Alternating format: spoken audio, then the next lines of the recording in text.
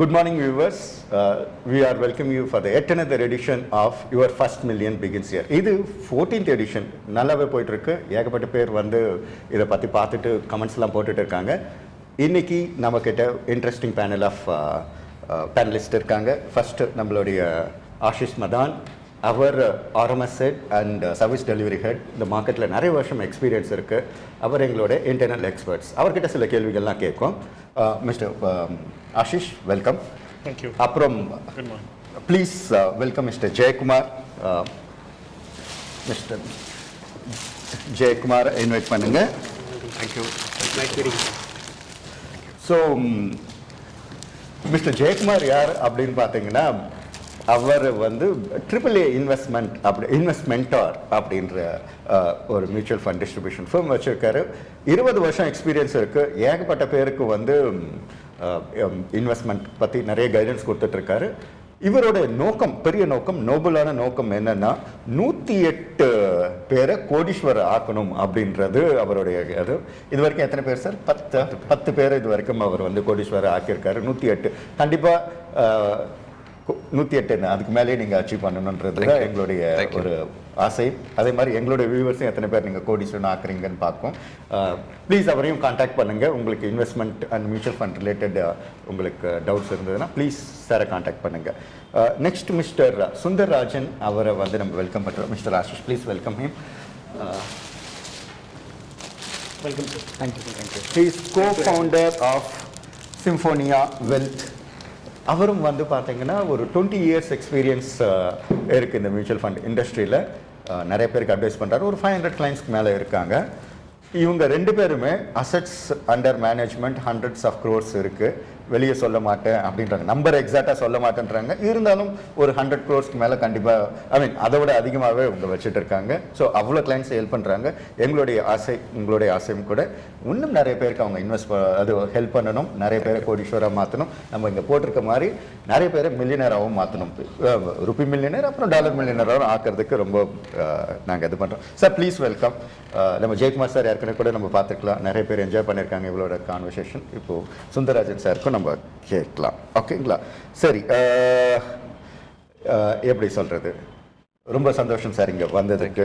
நீங்கள் ரொம்ப கேஷுவலாகவே 2 பேருமே பேசிகிட்டு இருந்தீங்க நம்ம உள்ளே பேசிகிட்டு இருக்கும்போது இதுக்கு முன்னால். இதே மாதிரி இந்த கான்வர்சேஷனை பண்ணலாம். சரி, இது நம்மளோட ஜிபு எதுக்காக இதெல்லாம் பண்ணுறாங்க அப்படின்னு நீங்கள் நினைக்கலாம். சரி, நீங்கள் ஒரு ப்ரோக்கிங் கம்பெனி தானே, எதுக்காக இதெல்லாம் பண்ணுறீங்க அப்படின்னு கேட்டிங்கன்னா, முக்கியமான ரீசன் என்னென்னா, இந்த லாஸ்ட்டு வந்து ஒரு 2-3 வருஷத்தில் இந்த கோவிட்க்கு அப்புறம் ஒரு 4 கோடி டிமேட் அக்கௌண்ட்ஸ், அதுக்கு மேலே வந்து டிமேட் அக்கௌண்ட்ஸ்லாம் ஓப்பன் ஆகிருக்கு. ஆனால் ட்ரேட் பண்ணி ப்ராஃபிட் பண்ணுறவங்க பார்த்திங்கன்னா கொஞ்சம் கம்மியாகவே இருக்க மாதிரி இருக்குது. சரி, அதனால் வந்து நாங்கள் என்ன பண்ணோம், ஓகே ஏன் இப்படி இருக்குது, நம்மளோட கிளைண்ட்ஸும் சரி, இந்த ஜென்ரல் இன்வெஸ்ட்மெண்ட் கம்யூனிட்டியும் கூட, நம்மளோட ஜென்ரல் பப்ளிக்கும் கூட ஏன் பெட்டர் டெசிஷன் எடுக்க முடியாதா, ஏன் வந்து தப்பான டெசிஷன் எடுக்கணும். அதனால் வந்து இந்த இன்வெஸ்ட்மெண்ட் ரிலேட்டட் மற்ற இந்த ஃபினான்ஷியல் லிட்ரஸியை எல்லாருக்கிட்டையும் எடுத்துகிட்டு போகணுன்றதுக்காக தான் இந்த ஈவெண்ட் நாங்கள் பண்ணிகிட்டு இருக்கோம். நல்லாவே வரவேற்பு இருக்குது. வரவேற்பு கொடுக்குற உங்களுக்கு எல்லாருக்குமே நன்றி. சரி சார், ஃபஸ்ட்டு நான் இங்கே சுந்தரராஜன் சார் கிட்ட இருந்து ஆரம்பிக்கிறேன். ரொம்ப சிம்பிள் கொஸ்டினாக தான் இருக்கும். என்னடா இது கேள்வி கேட்குறான்லாம் இது பண்ணக்கூடாது. எதுக்காக பணம் நம்ம சேர்த்து வைக்கணும், ஆர் இன்வெஸ்ட் பண்ணணும்? Okay, thank you sir. ஃபஸ்ட்டு ஜீபுக்கு வந்து எங்களுடைய மீனிங் என் சார்பில் இருந்து தேங்க்ஸ். ஏன்னா இந்த ஒரு நல்ல ஒரு ஆப்பர்ச்சுனிட்டி கொடுத்தீங்க. உங்களோட வியூவர்ஸ் அண்ட் நிறைய பேர் இந்த யூடியூப் மூலமாக பார்த்துட்டுருக்க எல்லாருக்கும் வந்து ஹோப்ஃபுல்லி இது ஒரு வேல்யூ ஆடாக இருக்கும்னு நம்புகிறேன். ஸோ நீங்கள் கேட்ட முதல் கேள்வி வந்து பார்த்திங்கன்னா, பணம் எதுக்கு தேவை அப்படின்றது தான் கேள்வி. ஸோ பணம் எதுக்கு தேவை அப்படின்னா, ஜென்ரலாக நிறைய பேர் என்ன நினச்சிக்கிறாங்கன்னா, பணத்தை வச்சு பொருள் வாங்கணும்னு நினச்சிக்கிறாங்க. அது வந்து காராக இருக்கலாம், வீடாக இருக்கலாம், இல்லை டிவியாக இருக்கலாம், அந்த மாதிரி. ஆஃப்கோர்ஸ் அதை தாண்டி ஒரு முக்கியமான விஷயம் இருக்குது. அது என்ன விஷயம் அப்படின்னு பார்த்தீங்கன்னா, ஒன்லி த்ரூ மணி நீங்கள் வந்து சுதந்திரத்தை அடைய முடியும். ஓகே, சுதந்திரம்னா என்ன அப்படின்னு பார்த்தீங்கன்னா, நாளை காலையில் நான் ஏஞ்சிக்கிறேன். தூங்கி ஏஞ்சதுக்கப்புறம் இன்றைக்கி நாள் நான் எப்படி கழிக்கணும்னு என்னால் டிசைட் பண்ண முடிஞ்சதுன்னா அதுதான் சுதந்திரம். இப்போ நிறைய பேர்னால அதை டிசைடே பண்ண முடியாது. உண்மை. ஓகேவா? இப்போ நான் இன்றைக்கி நாளை காலையில் எழுந்திட்டு ஓகே ஒரு 10 நாளைக்கு வந்து நான் வந்து ஒரு விபாசனா மாதிரி ஒரு மெடிடேஷனுக்கு போகணும், யாருமே என்னை காண்டாக்ட் பண்ண முடியாது நான் சொன்னேன்னா நான் பிஸ்னஸில் இருக்க முடியாது. அப்படின்னா நான் இன்னும் அந்த சுதந்திரத்தை போய் அடையலைன்னு அர்த்தம். ஆனால் என்றைக்காவது ஒரு நாள் என்னோட 55வது வயசுலையோ இல்லை 60வது வயசுலையோ இல்லை 65வது வயசுலையோ நான் அதை போய் அடைஞ்சேன்னா அதுதான் சுதந்திரம். ஏன்னா நான் என்னுடைய டைமை என்னுடைய கண்ட்ரோலில் வச்சுருக்கேன். பணத்தோட முக்கியமான ஊந்துகோலே வந்து பார்த்திங்கன்னா நான் என்ன நினைக்கிறேனோ அதை பண்ண வைக்கிறதுக்கு தான் நம்ம பணத்தை இவ்வளோ கஷ்டப்பட்டு சம்பாதிக்கிறோம். ஆனால் இது தெரியாதனால நிறைய நேரத்தில் நம்ம என்ன பண்ணுறோன்னா நிறைய பொருட்களை வாங்கி அதுக்குள்ளே மாட்டிக்கிட்டு சில நேரத்தில் கடனில் வாங்கி இஎம்ஐயை கட்டி அந்த இஎம்ஐக்காக நம்ம வாழ போய் நம்மக்கிட்ட எதுவுமே நம்ம கண்ட்ரோலில் இல்லாமல் ஆயிடுது. ஸோ பணத்தோட முக்கியமான நோக்கம் என்னை பொறுத்த வரைக்கும் பார்த்திங்கன்னா நமக்கு சுதந்திரத்தை கொடுக்கணும், நம்மளுடைய டைம் நம்ம கண்ட்ரோலில் இருக்கணும். அதுதான் சார். ஓகே, அதுக்கு ஒரு அருமையான எக்ஸாம்பிள் வேறு எங்கேயுமே போய் தேட வேண்டியதில்லை, நம்ம ஜெயக்குமார் சார் தான். ஏன்னா லாஸ்ட் வீக் அதுக்கு முன்னால் நாங்கள் வந்து கால் பண்ணி இந்த மாதிரி ஒரு ஈவெண்ட்டுக்கு நாங்கள் கூப்பிட்டோம். பார்த்தேன் நாங்கள் வர முடியாது, நான் லண்டனில் இருக்கேன் அப்படின்னு சொன்னார். ஏன்னா இவர் அந்த ஃபினான்ஷியல் ஃப்ரீடத்தை அவர் அட்டைன் பண்ணிட்டதால இவர் எப்போ வெக்கேஷன் எந்த ஊருக்கு போகணுன்னு ஆசைப்படுறாரோ அந்த சமயத்தெல்லாம் அவரால் போக முடியுது. ஸோ வியூவர்ஸ், நீங்கள் பார்த்துட்டு இருந்தீங்கன்னா நீங்களும் நம்மளுடைய ஜெயக்குமார் சார் மாதிரி சீக்கிரமாகவே நாங்களும் அந்த மாதிரி ஆகிட பார்க்குறோம். ஃபினான்ஷியல் ஃப்ரீடத்தை அச்சீவ் பண்ணிடுங்க. ஏன்னா அவரும் மசக்ஸ் எல்லாம் போட்டு வச்சிருக்காரு, அது நல்ல ரிட்டர்ன்ஸ் வந்துட்டு இருக்கிறதுனால இவரால் டெசிஷன் எடுக்க முடியுது. ஒரு 10-15 நாள் இந்தியாவில் இல்லாமல் என்னால் வெளிநாட்டில் போயிட்டு இருக்க முடியும் அப்படின்னு ஒரு இருக்குது. நம்மளும் அந்த மாதிரி ஒரு நாளை நோக்கி போவோம். உங்களுடைய அந்த பாயிண்ட்டை நாங்கள் கண்டிப்பாக எடுத்துக்கிறோம், எங்கள் வியூவர்ஸும் கண்டிப்பாக எடுத்துப்பாங்க. சரிங்க சார், அது எனக்கு ரொம்ப ஃபேவரட்டான சப்ஜெக்ட். உங்க கூட பேசும்போது எனக்கு தெரிய வருது, இப்போ இன்வெஸ்ட்மெண்ட் இதெல்லாம் வந்து பேக்ரவுண்டில் பார்த்தீங்கன்னா இந்தியா எப்படி இருக்குன்றதை பொறுத்து தானே இருக்க போகுது. இந்தியாவோட க்ரோத்தை பற்றி நீங்கள் என்ன நினைக்கிறீங்க? ஸோ இது fantastic question. First before that I want to thank Jebu ஒரு ஆப்பர்ச்சுனிட்டி கொடுத்ததுக்கு. ஏன்னா மோர் அண்ட் மோர் இன்வெஸ்டிங் பாப்புலேஷனை ரீச் அவுட் பண்ணுறதுக்கு ஒரு ஆப்பர்ச்சுனிட்டி கிடைச்சதுக்கு தேங்க்யூ வெரி மச். மினிமம் பேசியிருந்தேன். So I'm very happy to be back again. So இந்தியாவோட growth எப்படி இருக்கும் அது வந்து தட்ஸ் ஃபேண்டாஸ்டிக். என்ன வேணா very very optimistic about this country. We have a long way to go and next 20-25 years or beyond வந்து is going to be India's time. ஏன் அப்படி சொல்ல வரேன், நம்ம எங்கே இருந்தோம், இன்றைக்கி எங்கே இருக்கிறோம், எங்கே போக போகிறோங்கிற பார்க்குறோம். நம்ம where we were 25 years or 30 years back 92-91 எப்படி இருந்தோம், இந்த பாஸ்ட் ஒரு 15-20 இயர்ஸில் என்ன மாதிரி க்ரோத் இருக்குது. இன்றைக்கி நம்ம வந்து we are the third largest economy in the world. குளோபலாக தேர்ட் லார்ஜஸ்ட் எக்கானமி. ஒரு காலத்தில் இந்தியா தான் வந்து was the biggest economy. Are we going towards that direction? Definitely yes. So இன்றைக்கி வந்து அபவுட் $3.5 trillion எக்கானமின்னு சொல்கிறோம். இதில் இன்னமும் க்ரோத் ஸ்கோப் வந்து பார்த்தீங்கன்னாக்கா there is a phenomenal scope இந்த நெக்ஸ்ட் 25 or 30 இயர்ஸ். ஏன் நிறைய பேர் சொல்லுவாங்க நம்மள்ட்ட இன்ஃப்ராஸ்ட்ரக்சர் இல்லை, ஏர்போர்ட்ஸ் இல்லை, ரோட்ஸ் இல்லை, we don't have basic infrastructure. இதெல்லாம் நம்ம அதர் சைட் ஆஃப் இட் நம்ம பார்த்தோம்னா these are all opportunity as a country to develop. Super. So glass is half ஃபுல்னு சொல்லலாம், இல்லை ஹாஃப் எம்டின்னு சொல்லலாம். நான் look at it as it's half full. அப்படி பார்க்குறப்ப there is tremendous scope for growth opportunity in this country. So அப்போ என்ன ஆகும், ஒரு ஏர்போர்ட் டெவலப் பண்ணுறோம்னாக்கா அதுக்கு ரிலேட்டட் கன்ஸ்ட்ரக்ஷன் இண்டஸ்ட்ரி டெவலப் ஆகும். கன்ஸ்ட்ரக்ஷன் இண்டஸ்ட்ரி டெவலப் ஆச்சுனாக்கா அதுக்கு வேண்டிய material supply industry will develop, அதனால் ரோட்ஸ் டெவலப் ஆகும். So these are going to happen. So நம்ம வந்து மற்ற கண்ட்ரிஸை கம்பேர் பண்ணி பார்க்குறப்போ நம்ம இப்படி இருக்கிறோமே, டெஃபிசிட்டாக இருக்குங்கிற யோசிக்கிறத விட there's an opportunity to grow. அந்த க்ரோத்தில் வந்து how many of us are participating தான் வந்து ரொம்ப ரொம்ப முக்கியமான விஷயம். இது ஒரு பார்ட். ரெண்டாவது பார்ட் பார்க்குறப்போ நம்ம குளோபலாக நம்மளோட ஏர்னிங்ஸ் லெவல் எப்படி இருக்குது. நம்ம கண்ட்ரி வந்து even though we are third largest economy, per capita இருக்குது இல்லையா, தட் இஸ் அரௌண்ட் $2,000. குளோபலாக பார்க்குறப்போ யூரோப்போ இல்லை யூஎஸ்ஓ பார்க்குறப்போ $50,000-$60,000 ரேஞ்சில் இருக்குது. அப்போ வந்து எக்கானமி க்ரோ ஆகிறப்போ என்ன ஆகும், ஒவ்வொருத்தரோட டிஸ்போசபிள் இன்கம் வந்து வில் இன்க்ரீஸ் ஹியூமங்கஸ். $2,000 $5,000 ஆச்சுன்னா கூட அந்த கைண்ட் ஆஃப் அஃப்ளூயன்ஸ் நம்ம வந்து பார்க்கக்கூடியது வந்து இஸ் ஃபினாமினல். அதை வந்து நம்ம எப்படி வந்து மேனேஜ் பண்ணுறோம், எப்படி அதை வந்து மார்க்கெட்டுக்கு எடுத்துகிட்டு போகிறோம், இல்லை how do we take care of our financial ஃப்ரீடமோ இல்லை ஃபினான்ஷியல் செக்யூரிட்டியோ நம்ம எப்படி வந்து அட்ரஸ் பண்ண போகிறோங்கிறது தான் வந்து இட்ஸ் அ பிக் ஆப்பர்ச்சுனிட்டி நான் பார்க்குறேன். ரொம்ப please sir, because what sir said, next 25 years belong to India. That is why this next 25 years has been announced as Amrit Mahotsav by our like Prime Minister. So that they all believe the growth belongs to India. In the next 25 years we're going to a different level, sir. That is for sure. Because what sir has emphasized, everything is set now and we are just we need to press the accelerator and we'll be on the next level, sir, in the next 25 years. That is why they have termed it as Amrit Mahotsav. உண்மைதான். இந்தியாவில் எங்கே தொட்டாலும் காசு இப்போது இருக்கு. இந்த மாதிரி ஒரு ஆப்பர்ச்சுனிட்டி வேற எந்த ஒரு தலைமுறைக்கும் இருந்த மாதிரி எனக்கு தெரியல. எல்லாமே கூடி வருது இந்தியாவில் இப்போ இருக்கு. சார் நீங்கள் இதை சொல்ல வந்துருங்க, ப்ளீஸ் சொல்லுங்கள். ஸோ இப்போ சார் சொன்ன மாதிரி நம்ம வந்து பார்த்தீங்கன்னா ஆல்ரெடி 3 trillion எக்கானமியில் இருக்கும்.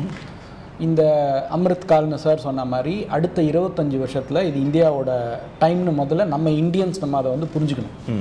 ஏன்னா சராசரியாக ஒரு 100 பேர் இந்தியன்ஸை கூப்பிட்டுட்டு இந்தியா வந்து எவ்வளோ பெரிய எக்கானமின்னு கேட்டிங்கன்னா நிறைய பேரோட பதில் என்னவா இருக்கும்னா மேபி 100லயோ இல்லை 150லயோ இருக்கும்ட்டு. இப்போ கரண்ட்லி நம்ம 5ஆவதுல இருக்கோம். இன்னும் ஒரு 7-8 வருஷத்தில் 3ஆவது எக்கானமியாக மாற போகிறோம். அண்ட் சார் சொன்ன மாதிரி பர் கேபிட்டா இன்கமில் வந்து பார்த்தீங்கன்னா இன்றைக்கும் இந்தியாவில் வந்து பெரிய அளவில் பர் கேபிட்டா இன்கம் இல்லை. ஆனால் இந்த க்ரோத் வரும்போது என்ன ஆகும்னா நம்மளுடைய பர் கேபிட்டா இன்கம் வந்து $2,200 இருக்கிறது அடுத்த 25 வருஷத்தில் கிட்டத்தட்ட $15,000 மாறும். அண்ட் உலகத்தில் வந்து டெவலப்டு கண்ட்ரி அப்படின்னு நீங்கள் ஒரு ஸ்டேஜை அடையணும்னா பர் கேபிட்டா மூலமாக நீங்கள் வந்து ஒரு டேட்டா பார்த்தீங்கன்னா எந்த கண்ட்ரி வந்து $13,000 $14,000 மேலே வருதோ அந்த கண்ட்ரி டெவலப்டு கண்ட்ரியாக கருதப்படுது. அதாவது from a parameter point of view. அப்போது அடுத்த 25 வருஷத்தில் நம்ம வந்து ஆல்மோஸ்ட் தேர்ட் ஆர் மேபி செகண்டாக அந்த இடத்துக்கு நம்ம போகிறதுக்கான ப்ராபபிலிட்டி இருக்குது. அண்ட் நம்ம பர் கேபிட்டா இன்கமும் இருக்குது. ஸோ உங்கள் வியூவர்ஸ் எல்லாரும் அடுத்த 25 வருஷத்தில் பணம் சம்பாதிக்கலைன்னா இந்தியாவோட கோல்டன் பீரியடில் பணம் சம்பாதிக்கலைன்னா அப்புறம் நம்ம எப்போ சம்பாதிக்க போகிறோம்? ஸோ ஃபஸ்ட் இந்தியாவில் நம்ம வந்து நம்பிக்கை வைக்கணும். அதோட ரொம்ப முக்கியமான பாயிண்ட் என்னென்னா இது வந்து ஜஸ்ட் பிகாஸ் ஒரு பிரைம் மினிஸ்டர் சொல்லிட்டாருன்றதுக்காக இதுக்கு அமிர்த கால் ஆகிட முடியாது. ஆக்சுவலாக எல்லா விஷயமும் கூடி வர டைம் இது. அதில் மெயினாக வந்து பார்த்திங்கன்னா ஒர்க்கிங் பாப்புலேஷன் அப்படின்னு சொல்லுவோம். அதாவது ஒரு நாட்டில் எத்தனை பேர் வந்து வேலை செஞ்சுட்டு இருக்காங்க, எத்தனை பேர் டிபெண்ட்டாக இருக்காங்க அப்படின்னு பார்க்கணும். கரண்ட்லி உலகத்திலேயே இந்தியாவோட ஒர்க்கிங் ஏஜ் பாப்புலேஷன் தான் ஜாஸ்தியாக இருக்குது. ஸோ ஒரு சின்ன ஒரு ஃபேமிலி எடுத்துக்கோங்களேன், 4 பேர் இருக்காங்க ஒரு ஃபேமிலியில்.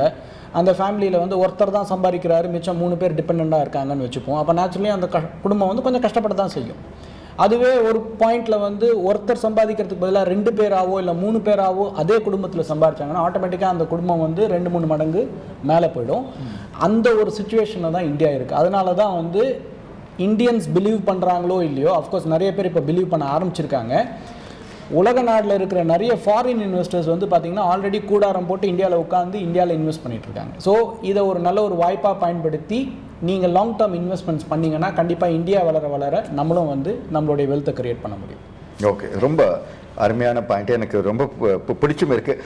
அப்புறம் ஒரு விஷயம் ஒருத்தர் வந்து கேட்டிருக்காரு, Hindi R English sir?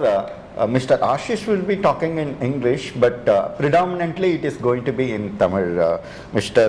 Mahadev Kaskar, you have asked it. So that is the thing. But don't worry, soon we are going to have different editions where there is going to be Hindi speaking people specifically for Hindi and then English speaking people. But please excuse us, this one time it is going to be Tamil, predominantly in Tamil. Okay. So please keep the questions coming, viewers, dear viewers. So that we'll be asking our panel of experts and they will be answering for you. Yes. Now to you, Mr. Ashish. Say there's a big thing. In fact, I also made a video yesterday about this thing. Right. Is that T+1 it is coming from T+2 after 20 years. Yes, it is hailed as the first time ever Yes. in entire world itself. Correct, okay. So what is the significance of this and how beneficial it is for our clients and general public? Sir, we started, as you just said, 20 years back. We started with the rolling settlement, as it is called. This is T+2 and T+1, which we are moving to. That is your T day. That is called T. And +1 is then when your settlement will happen of your securities or funds. So, sir, we started back in 2001, as you just said. Before that, it used to happen one time only in a month, both for NSE and BSE. From that, we started in 2001. So, at that time, they started with few companies. They wanted to check, is there any disruption in the services? Then they gradually moved to all T+2 settlement. This happened gradually. First, they started with T+5, then T+2. But in current scenario, sir, when the funds, when the many our banking technology has grown so drastically, UPI has come, the funds are settled immediately. Then why security should be left behind, right? And the number of demat accounts have grown in last 2 years, have grown drastically. We have more than 10 crore demat accounts right now. So as more retail investors are getting into the market, it became important that SEBI takes a step where the securities are settled immediately. Since as the broker can settle the client funds immediately using the UPI facilities, current banking facilities. Similarly, they want to settle the securities also, because as the retail investors are increasing, if the settlement time is reduced, the default of a trading member also goes down. So that is the predominant reason they have taken from T+2 to T+1. And what they did, initially they started with 100 companies. They moved from T+2 to T+1, which had less market capitalization. Now coming February, like this on January 27th, the last set of stocks, that is probably our blue chip stocks, all are going to T+1 settlement now. After that, we will have only T+1 settlement. There will be no T+2 settlement. So along with future and options, we will also settling all the securities also in T+1. Okay. That is very good, sir. Okay, இதில் முக்கியமான விஷயம் நான் தமிழ் வியூவர்ஸ்க்காக சில விஷயங்கள் add பண்ணுறது என்னென்னா, T+1 எதுக்காக கொண்டு வந்திருக்காங்கன்னு பார்த்தீங்கன்னா, இப்போ நீங்கள் வித்துட்டீங்க ஸ்டாக் உங்கள் ஹோல்டிங்கில் இருக்குது, சரி திங்கக்கிழமை இருக்குது, நீங்கள் ஒரு ₹1,00,000 ஸ்டாக் விற்றுருப்பீங்க, உங்கள் கைக்கு வர்றதுக்கு புதன்கிழமைக்கு மேலே ஆச்சுன்னா T+2 அப்படின்றனால செவ்வாய் புதனுக்கு அப்புறம் புதன் இல்லைன்னா வியாழக்கிழமைக்கு தான் உங்களுக்கு வரப்போகுது அப்படின்னா அந்த பணம் உங்களுக்கு யூஸ் ஆகாமல் எங்கேயோ ஒரு இடத்துல சுற்றிட்டு இருக்குன்றது. ஸோ செபி என்ன பண்ணுறாங்க, ஏன் அது நடுவில் இருக்கணும், டேரெக்டாக உங்கள் கைக்கே வந்துடலாமல், உங்கள் பணம் உங்கள் உரிமை அப்படின்ற மாதிரி உங்களுக்கே வந்து அவங்களை சீக்கிரமாக செட்டில் பண்ணணும்னு சொல்கிறாங்க. வேர்ல்டில் வேறு யாருமே இந்த அளவுக்கு பண்ணது கிடையாது. நம்மளோட செபி, நம்மளோட ரெகுலேட்டர் இன்வெஸ்டர்ஸை ப்ரொடெக்ட் பண்ணுறதுக்காக இந்த மாதிரி பண்ணியிருக்காங்க. இந்த மாதிரி இன்னும் பல விஷயங்கள்லாம் கொண்டு வர போகிறாங்க. ரொம்ப யூஸ்ஃபுல்லான விஷயம். உங்களோட பணம் உடனே வர்றதுக்கு இருக்குது. அப்புறம் சதீஷ்னு ஒருத்தர் வந்து நம்ம கமெண்ட் பண்ணியிருக்காரு. ஏற்கனவே நேற்று கூட அவர்கிட்ட பேசியிருந்தேன், வெபினார் அட்டன் பண்ணியிருந்தேன். அவர் கேட்குறாரு அல்கோ ட்ரேடிங் சாஃப்ட்வேரை பற்றி பேசுங்க அப்படின்னு இருக்காங்க. பட் அதை பற்றி பேசலாம், ஆனால் இந்த ஃபாரம் கிடையாது மிஸ்டர் சதீஷ், ப்ளீஸ் எக்ஸ்கியூசஸ். இந்த கமெண்ட்டுக்கு நான் அதுதான் பதில் சொல்கிறேன். கண்டிப்பாக இந்த முடிஞ்ச உடனே நாங்கள் பேசுகிறோம். இது வந்து நம்மளுடைய ஒரு வெல்த் கிரியேஷன் பண்ணுறதுக்கு, அந்த ஃபஸ்ட் மில்லியனை ரீச் பண்ணுறதுக்கு, அந்த மாதிரி விஷயங்கள் பற்றி நம்ம பேசுகிறோம். ஒரு அதுக்காக நம்மளோட இது ப்ளீஸ் எக்ஸ்கியூசஸ். முடிஞ்ச உடனே நம்ம உங்களுக்கு பேசுவோம். ஓகே, இப்போது வேறு கேள்விகள் நம்ம கேட்கலாம். சார் இது நீங்கள் சொல்லுங்கள் சார். இப்போது நம்ம பேசிகிட்டு இருக்கும்போது தான் இப்போ ஒரு விஷயம் வந்து ஞாபகம் வந்தது, லாங் டேர்ம் ஷார்ட் டேர்ம் பற்றி. ஒவ்வொருத்தருக்கும் ஒவ்வொரு பாயிண்ட் வந்து லாங் டேர்ம் இருக்குது இல்லைங்களா? ஸோ எது வந்து ஒரு நீங்கள் சின்ஸ் நீங்கள் வந்து மியூச்சுவல் ஃபண்டுக்கு அட்வைஸ் பண்ணுறதுனால டிஸ்ட்ரிபியூஷன் விச் ஒரு வே யூ கால் இட், நீங்கள் உங்களை பொறுத்த வரைக்கும் மியூச்சுவல் ஃபண்டு ஆர் ஒவ்வொரு அசட் கிளாஸஸ்க்கும் எது லாங் டேர்ம், எது மீடியம் டேர்ம், எது ஷார்ட் டேர்ம் நீங்கள் நினைக்கிறீங்க? எந்த மாதிரி மக்கள் டெசிஷன் பண்ணணும்? இது வந்து வெரி வேரிட் ஒப்பீனியன்ஸ் இருக்குது. டாக்ஸுக்கு வந்து ஒவ்வொரு அசட்டையும் லாங் டேர்ம்னு வேறு விதமாக ட்ரீட் பண்ணுறாங்க, ஷார்ட் டேர்ம்னு வேறு விதமாக ட்ரீட் பண்ணுறாங்க. பட் ஜென்ரல் ஃபினான்ஷியல் இண்டஸ்ட்ரி பார்லன்ஸோ இல்லை மணி ஆஸ்பெக்டில் நம்ம பார்க்குறப்போ நமக்கு பணம் எப்போ தேவைப்படும், என்னென்ன நீட்ஸை வந்து ஃபில்ஃபில் பண்ணுறதுக்கு பணம் தேவைப்படும், அப்படி நம்ம ஒரு பார்வை எடுத்தோம்னாக்க நமக்கு வந்து ஒரு கிளாரிட்டி கிடைக்கும். எது ஷார்ட் டேர்ம், எது மீடியம் டேர்ம், எது லாங் டேர்ம்னு சொல்லக்கூடியது. ஷார்ட் டேர்ம் எதுவுமே அப் டு 2 இயர்ஸ்க்குள்ளே இருக்கிறது, 2 to 3 இயர்ஸ் டைம் பீரியடில் இருக்கிறத வந்து நான் வந்து ஷார்ட் டேர்ம்னு சொல்லக்கூடியது. ட்ரேடிங்கில் பண்ணுறவங்க வந்து அது வந்து அவுட் ஆஃப் ஸ்கோப் அப்படின்னு சொல்லுவாங்க. பட் பணத்தோட தேவைன்னு பார்க்குறப்ப இப்போ வந்து பையன் வந்து 10th ஸ்டாண்டர்ட் படிக்கிறாரு, 12th முடிக்கிறப்ப வந்து அவர் காலேஜுக்கு ஃபண்டு தேவைப்படும்னா அது வந்து ஷார்ட் டேர்ம் ரிக்வயர்மெண்ட்ஸ். ஸோ 2 வருஷத்தில் அவரோட எஜுகேஷனை ஃபில்ஃபில் பண்ணதுக்கு பணம் தேவைன்னாக்க மார்க்கெட் அப்படி இருந்தால் டவுனாக இருந்தால் அப்பா இருந்தாங்கிற ஒரு கொஷினேரில் அந்த தேவையை ஃபில்ஃபில் பண்ணணும். அப்போ வந்து என்ன இம்பார்ட்டன்ட்னாக்க லிக்விடிட்டி. நம்ம தேவையாக இருக்கிறப்ப பணத்தை எடுக்கணும், அது வேல்யூ குறையாமல் எடுக்கணும், அதுதான் வந்து அதோட அட்மோஸ்ட் இம்பார்ட்டன்ட். அதை வந்து ஷார்ட் டேர்ம்னு சொல்லக்கூடியது. Anything between 5-year period, between 2 to 3 years and 5-year period இருக்கிறத வந்து மீடியம் டேர்ம்னு சொல்லக்கூடியது. அதுக்கு தகுந்த மாதிரி வந்து நம்ம ரிஸ்க் ரிட்டர்ன் வந்து ட்ரேட் ஆஃப் பண்ணணும். ஏன்னா that is an element of inflation. 5 வருஷத்தில் இன்ஃப்ளேஷன் வந்து பணத்தோட வேல்யூவை வந்து எரோட் பண்ணணும். எரோட் ஆகாமல் எப்படி அதை வந்து ஜாஸ்தி வொலாட்டிலிட்டி இல்லாமல் எப்படி அதை ப்ரொடெக்ட் பண்ண போகிறோம், அது வந்து நான் மீடியம் டேர்ம்னு சொல்கிறேன். எனிதிங் பியாண்ட் தட், ஒருத்தவங்க வந்து இப்போது ஒர்க் பண்ணிட்டு இருக்கிறாங்க, ரிட்டையர்மெண்ட் பற்றி யோசிச்சாங்கனாக்க அது வந்து தட்ஸ் எ லாங் டேர்ம் கோல். இப்போ இன்றைக்கி ரிட்டையர் ஆக மாட்டாங்க, மேபி 15 years 20 years ஒர்க் பண்ணுறவங்க ஒர்க்கிங் கிளாஸில் ரிட்டையர் ஆவாங்க. இல்லை பசங்க வந்து இப்போ தான் ஸ்கூல் படிக்க ஆரம்பிச்சிருக்காங்க, அவங்க ஹையர் எஜுகேஷனுக்காக வந்து ஒரு சேவ் பண்ணணும், இன்வெஸ்ட் பண்ணணும்னு நினச்சாங்க, அது ஒரு long term goal. That is way I look at it. ஒரு investors, many of the investors also money ஆஸ்பெக்டில் பார்க்குறப்போ அதுதான் வந்து லாங் டேர்ம்னு சொல்லக்கூடியது. லாங் டேர்மில் என்ன இம்பார்ட்டன்ட், ஷார்ட் டேர்மில் என்ன இம்பார்ட்டன்ட், அதை வந்து நம்ம வந்து பைஃபர்கேட் பண்ணோம்னாக்கா இன்வெஸ்ட்மெண்ட் டெசிஷன் வந்து நம்ம வந்து எடுக்கிறது வந்து ரொம்ப ஈஸியாக இருக்கும். ஸோ லாங் டேர்மில் என்ன இருக்கணும், உங்களுக்கு இன்ஃப்ளேஷன் அட்ஜஸ்டட் ரிட்டர்ன் இருக்கணும். பண வீக்கத்தை அட்ஜஸ்ட் பண்ணி அதிகமாக ரிட்டர்ன்ஸ் கொடுத்து நம்ம பணத்தோட வேல்யூவை கூட்டி தரக்கூடிய இன்வெஸ்ட்மெண்ட்டாக நம்ம வந்து சூஸ் பண்ணணும். ஷார்ட் டேர்மில் வந்து பணத்தோட வேல்யூ குறையாமல் எப்போ வேணுமோ எடுக்கணுங்கிற நீடை ஃபில்ஃபில் பண்ணணும். ஸோ அதனால் அந்த டைமில் வந்து லிக்விடிட்டியும் எரோஷன் ஆஃப் கேபிட்டல் இல்லாமல் பார்த்துக்கிறது தான் அது ரொம்ப ரொம்ப முக்கியம். மீடியம் டேர்மில் வந்து bridge between the two. So lesser volatility and lesser impact on inflation இருக்கிற மாதிரி நம்ம இன்வெஸ்ட்மெண்ட்டை சூஸ் பண்ணி பண்ணுறது. இதுதான் வந்து இந்த அப்ரோச்சை பண்ணணும்னாக்க நம்ம வந்து வி கேன் பி சக்ஸஸ்ஃபுல் இந்த இன்வெஸ்ட்மெண்ட் ஜர்னி. இதுக்கு இன்னொரு விதமாக ஒரு எக்ஸாம்பிளாக சொல்லக்கூடியது, நம்ம டிஸ்டன்ஸுக்கு தகுந்த மாதிரி நம்ம வந்து வெஹிக்கிளை சூஸ் பண்ணுறோம். ஒரு ஷார்ட் டேர்ம் டிஸ்டன்ஸ் போகிறோம்னாக்கா இங்கேயாவது நெக்ஸ்ட் ஸ்ட்ரீட் போகிறோம்னா நடந்து கூட போயிடுவோம், இல்லை சைக்கிள் எடுத்துகிட்டு போகிறோம், இல்லை ஸ்கூட்டர் எடுத்துகிட்டு போகிறோம். இங்கேருந்து Bangalore போகிறோம்னாக்கா we take a car or we take a train. If you have to go long distance overseas போகிறோம், இங்கேருந்து வந்து let's say சிங்கப்பூர் போகணுன்னாக்கா we always take a flight. இப்போ இதில் சிங்கப்பூர் வந்து எனக்கு ஃப்ளைட் வந்து ரிஸ்க்குங்க, அதில் வந்து hide can get hijacked, it can something can happen இந்த ஏர் அப்படிங்கிற ஒரு அப்ரோச்சில் இருந்தாங்கனாக்க what is the next alternative? They have to drive. நீங்கள் கல்கட்டா வழியாக அப்படியே போயிட்டு ரோடில் போயிட்டு போகிறோம். That may take longer, maybe safe if you are having that.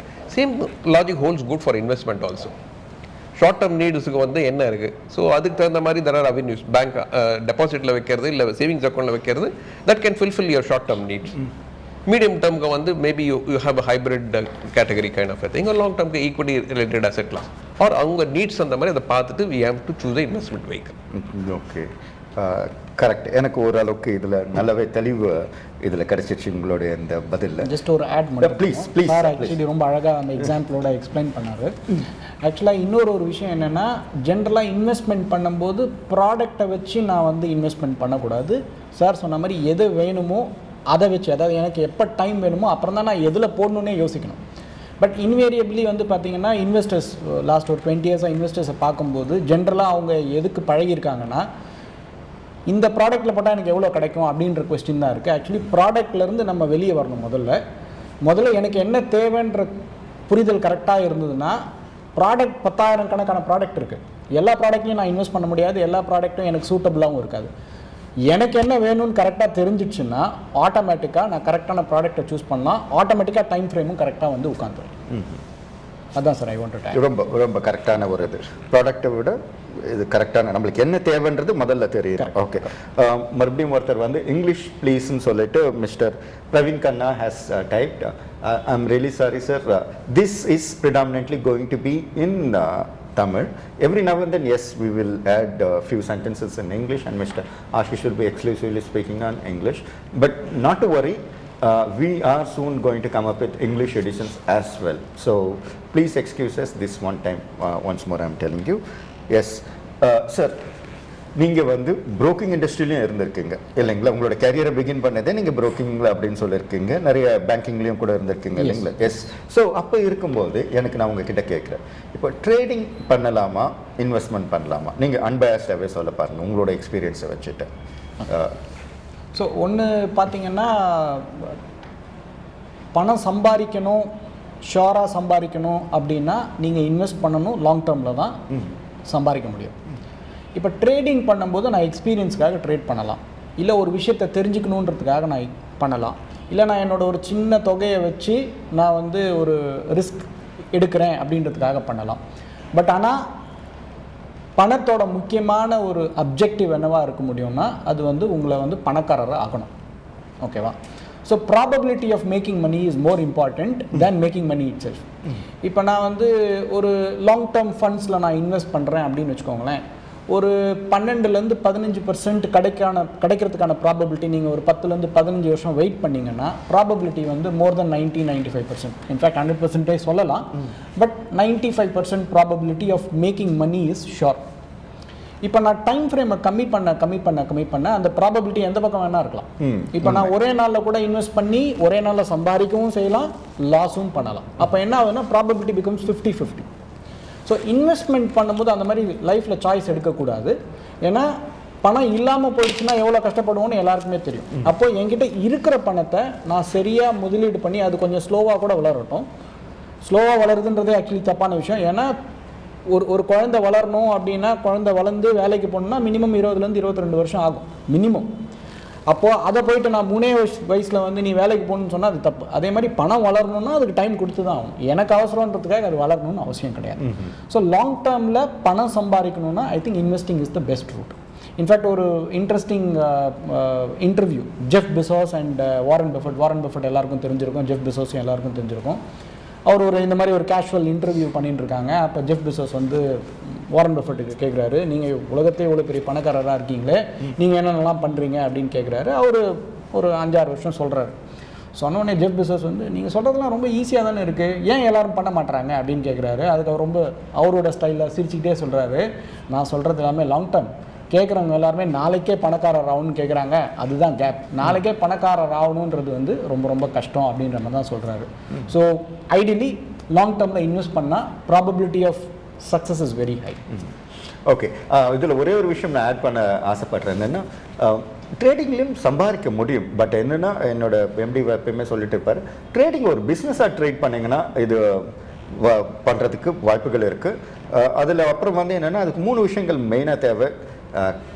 Capital வேணும், நாலேஜ் வேணும், அந்த எக்ஸிக்யூஷனல் கேப்பபிலிட்டி ஆர் டிசிப்ளின். இதெல்லாம் கற்றுட்டு நீங்கள் ட்ரேடிங் பண்ணிங்கன்னா, நம்மளுக்கு தெரிஞ்ச நிறைய பேர் வந்து ட்ரேடிங்லேயும் பணம் பண்ணுறவங்க இருக்காங்க. பட் என்னென்னா இதெல்லாம் தெரியணும், கொஞ்சம் எக்ஸ்பீரியன்ஸ் வேணும். அதே மாதிரி ப்ராபிலிட்டி ஷார்ட் டேர்மில் பண்ணுறதுக்கு என்ன வேணால் இருக்கும், லாங் டேர்மில் பண்ணுனாக்கா நிறைய சான்ஸ் பணம் பண்ணுறதுக்கு. ட்ரேடிங்கை பொறுத்த வரைக்கும் யார் டிசிப்ளின்டாக ட்ரேட் பண்ணுறாங்களோ probability of success is also very very high. அதை நம்ம முதல்ல அது தெரிஞ்சுக்கணும். அது தெரிஞ்சிட்டா மட்டும்தான் ட்ரேடிங் உங்களுக்கு சூட் ஆகும். நிறைய விஷயங்கள் இருக்குது. அதுக்கப்புறம் இந்த ஒரே நாளில் பணக்கார ஆகிற மாதிரிலாம், அந்த ஒரே பாட்டில் பணக்கார ஆகிறதுலாம் அந்த படத்தில் வர மாதிரி தான் இருக்குது. ஸோ சாலிடாக டைம் கொடுத்து பார்த்தீங்கன்னா நல்லாவே இப்போ இது வரும்ன்றது தான் நம்மளோட பேனலிஸ்டோட ஒப்பீனியனாக இருக்குது. ஓகே, இப்போ நம்ம ஆஷிஷ் நம்மளோட ரெசிடென்ட் எக்ஸ்பர்ட் கிட்ட வருவோம். இப்போ okay, again please explain. Miss L Arnold சொல்லியிருக்காங்க, please explain sir. Please there is a question, let me ask to sir. Okay sir, SIP பற்றி கேட்டிருக்காங்க. Probably they meant the difference between, I mean, probably they would have asked SIP, I mean SIP rather, sorry SIP I said, SIP or bulk investment, which would be suitable for people and in which cases it will be. எது பெட்டராக இருக்கும்? SIP, I mean SIP இதை பண்ணுறதா எது பெட்டராக இருக்கும் நீங்கள் நினைக்கிறீங்க? Okay, so it's a very good question. So இப்போ வந்து மெயினாக ஃபஸ்ட்டு ஈவன் இன்வெஸ்ட்மெண்ட் பண்ணுறதுக்கு முன்னாடி நீங்கள் வந்து உங்களோட தேவை என்னங்கிறத ஐடென்டிஃபை பண்ணியிருப்பீங்கன்னு நான் வந்து இது பண்ணுறேன், எக்ஸ்பெக்ட் பண்ணுறேன். So if you done that and கையில் ஒரு அமௌண்ட் இருக்குது, அதை வந்து என்ன பண்ணலாம்னு யோசிக்கிறப்போ என்னை பொறுத்த வரைக்கும் நான் எப்போதுமே இன்வெஸ்ட்மெண்ட்டை ஸ்டாகர் பண்ண விரும்புவேன். ஆர் ஈவன் இன்வெஸ்டர்ஸ்க்கும் ஸ்டாகர் பண்ண சொல்லுவேன். ஏன்னா markets R volatile in nature. Particularly if I'm exposing the investment into equity market for the long term requirement, அப்போ என்ன பண்ணுவோம்னாக்கா அதை வந்து ஸ்டாகர் பண்ணி தான் இன்வெஸ்ட் பண்ணுவோம். ஸோ ஏன் ஸ்டாகர் பண்ணி இன்வெஸ்ட் பண்ணணும்? So markets R volatile. So ஒரு தடவை வந்து இன்வெஸ்ட் பண்ணுறப்ப வேல்யூ கூட இருக்கலாம், இன்னொரு தடவை இன்வெஸ்ட் பண்ணுறப்ப வேல்யூ வந்து கம்மியாக இருக்கலாம். ஸோ இப்படி பண்ணுறப்ப நம்ம காஸ்ட் வந்து ஆவரேஜ் ஆகும். ஸோ அப்போ ரிஸ்க்கை வந்து நம்ம ஒரே நேரத்தில் எடுக்கிறதா இல்லை ஸ்டாகர் பண்ணி கொஞ்சம் கொஞ்சமாக வந்து டிஃப்ரெண்ட் டைம் ஹாரிசனில் எடுக்கிறதா அப்படி கேட்டாக்க நான் வந்து always strong believer in staggering the risk. End of the day நம்ம வந்து இன்வெஸ்ட்மெண்ட் ரிட்டர்ன்ஸ் வந்து we have to manage the risk that we are exposing ourselves to. So one time market risk எடுக்கிறதுக்கு I would always suggest staggering the investment. So அப்போ வந்து SIP பண்ணலாம். SIPக்கு பதிலாக நீங்கள் systematic ட்ரான்ஸ்ஃபரும் பண்ணலாம். there is something called systematic transferன்னு இருக்குது. So bulk amount இருந்ததுனாக்கா அதை வந்து ஒரு லிக்விட் ஃபண்டில் பார்க் பண்ணுங்கள், மியூச்சுவல் ஃபண்டில் இன்வெஸ்ட் பண்ணுறதுனாக்க. இல்லை நீங்கள் வந்து இடிஎஃப்ல பார்க் பண்ணுங்கள், ஈக்விட்டி பேஸ்டு இன்வெஸ்ட்மெண்ட் பண்ண போகிறீங்கனாக்கா பீரியடிக்காக ட்ரான்ஸ்ஃபர் கொடுங்க. Maybe once in a week கொடுக்கலாம், இல்லை ஒன்ஸ் இன் அ மந்த் கூட கொடுக்கலாம், இல்லை டெய்லி கூட நீங்கள் ட்ரான்ஸ்ஃபர் பண்ணலாம். மேபி டிஃப்ரெண்ட் அசெட் ஈக்விட்டி அசெட்டில் பண்ணிங்கனாக்கா ஈக்விட்டியில் வந்து டெய்லி ட்ரான்ஸ்ஃபர் பண்ணுறதை ஆட்டோமேட்டிக் பண்ண முடியும். மியூச்சுவல் ஃபண்ட்லேயும் அதே மாதிரி வந்து சிஸ்டமேட்டிக் ட்ரான்ஸ்ஃபர்னு வந்து நம்ம ஆட்டோமேட் பண்ணலாம் அந்த ப்ராசஸை. ஸோ இப்படி பண்ணணும்னாக்கா we will be managing the risk better, averaging our cost better. So அதனால் வந்து SIP or STP is always a better choice என்னை பொறுத்தவரை. Okay, so can I add something? Yeah, please. And one more thing, you add and then this thing, how investment in index funds through SIP, passive investment பத்தி கேட்குறேன். Please, அது சொல்லிட்டீங்க. So before going to the question, இப்போ sir சொன்ன பாயிண்ட்டுக்கு just add பண்ணணும். நான் இப்போ வந்து பார்த்தீங்கன்னா SIP பெஸ்ட்டாக லம்சம் பெஸ்ட்டாக அப்படின்னு கேட்டிங்கன்னா உங்களால் ரெண்டுமே பண்ண முடியும்னா தட்ஸ் த பெஸ்ட். ஏன்னா பணம் எப்படி வளரும் அப்படின்னு பார்த்தீங்கன்னா சட்டியில் இருந்தால் தான் அகப்பையில் வரும்னு சொல்கிற மாதிரி நீங்கள் எதை போடுறீங்களோ அதுதான் வளரப்போகுது. ஆனால் எல்லாருனாலையும் மாதம் வந்து 5 லட்ச ரூபாய் இன்வெஸ்ட் பண்ண முடியுமான்னா நிறைய பேர்னால பண்ண முடியாது. ஏன்னா லார்ஜ், அதாவது ஒரு பெரிய தொகையை வந்து எல்லாருனாலையும் அடிக்கடி போட முடியாது. ஆனால் என்னுடைய சம்பளம் வந்து ரெகுலராக வந்துட்டு இருக்கும்போது அதுலேருந்து ஒரு தொகையை ரெகுலராக எனக்கு வந்து 50,000 ரூபாய் சம்பளம் வருது, அதுலேருந்து நான் ஒரு 5,000 இல்லை 10,000 ரெகுலராக போட முடியுமானா அதுதான் SIP. இது இல்லாமல் என்னால் அப்பப்போ ஒரு 50,000 போட முடியும், எனக்கு போனஸ் வருது, ஒரு 1 லட்சம் வருது, 2 லட்சம் வருது. அப்போ நான் என்னோட கார்பஸை பெருசாக்க ஆட்டோமேட்டிக்காக ரிட்டர்ன்ஸ் பெட்டராக இருக்கும். அது ஒன்று. அப்புறம் அந்த இவர் கேட்ட கொஸ்டின் வந்து இண்டெக்ஸ் ஃபண்டில் எஸ்ஐபி பண்ணலாமான்னா கண்டிப்பாக பண்ணலாம். ஆனால் முதல்ல நீங்கள் இண்டெக்ஸ் ஃபண்டில் ஏன் போடணும்னு தெரிஞ்சு போட்டிங்கன்னா கண்டிப்பாக எஸ்ஐபி பண்ணலாம். ஏன்னா SIP is nothing but sir அழகாக எக்ஸ்பிளைன் பண்ணார். இது வந்து ஆவரேஜிங் அவுட். ஏன்னா வந்து மார்க்கெட் மேலே இருக்கா கீழே இருக்கா அப்படின்னு வந்து நம்ம வந்து இன்னும் 40 மணி நேரம் தொடர்ந்து பேசலாம். ஆனால் கடைசியில் ஆன்சர் யாருக்குமே தெரியாது. அதுதான் உண்மை. அப்போது பெஸ்ட்டு அப்ரோச் என்னன்னு பார்த்தீங்கன்னா, என்கிட்ட இருக்கிற பணத்தை ஸ்லோ அண்ட் ஸ்டடியாக போடும்போது ஆட்டோமேட்டிக்காக இந்த பிரச்சனையிலேருந்து நான் வெளியே வந்துடுறேன். ஸோ இண்டெக்ஸ் ஃபண்ட் எதுக்காக தேர்ந்தெடுக்கிறீங்கன்னு உங்களுக்கு தெரிஞ்சதுன்னா கண்டிப்பாக அதுலேயும் எஸ்ஐபி பண்ணுறது ஒரு நல்ல ஒரு ஆப்ஷனாக தான் இருக்கும். நல்ல பதில் sir.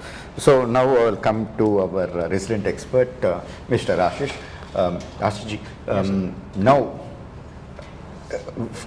the most important economic activity or in the economic calendar is the budget that is around the corner. In another 10 days or so it is going to be this thing.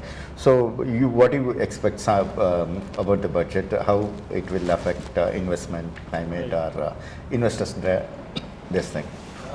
The budget this time this is the large budget, because next year, large budget in the sense next year we're going to have the Lok Sabha elections.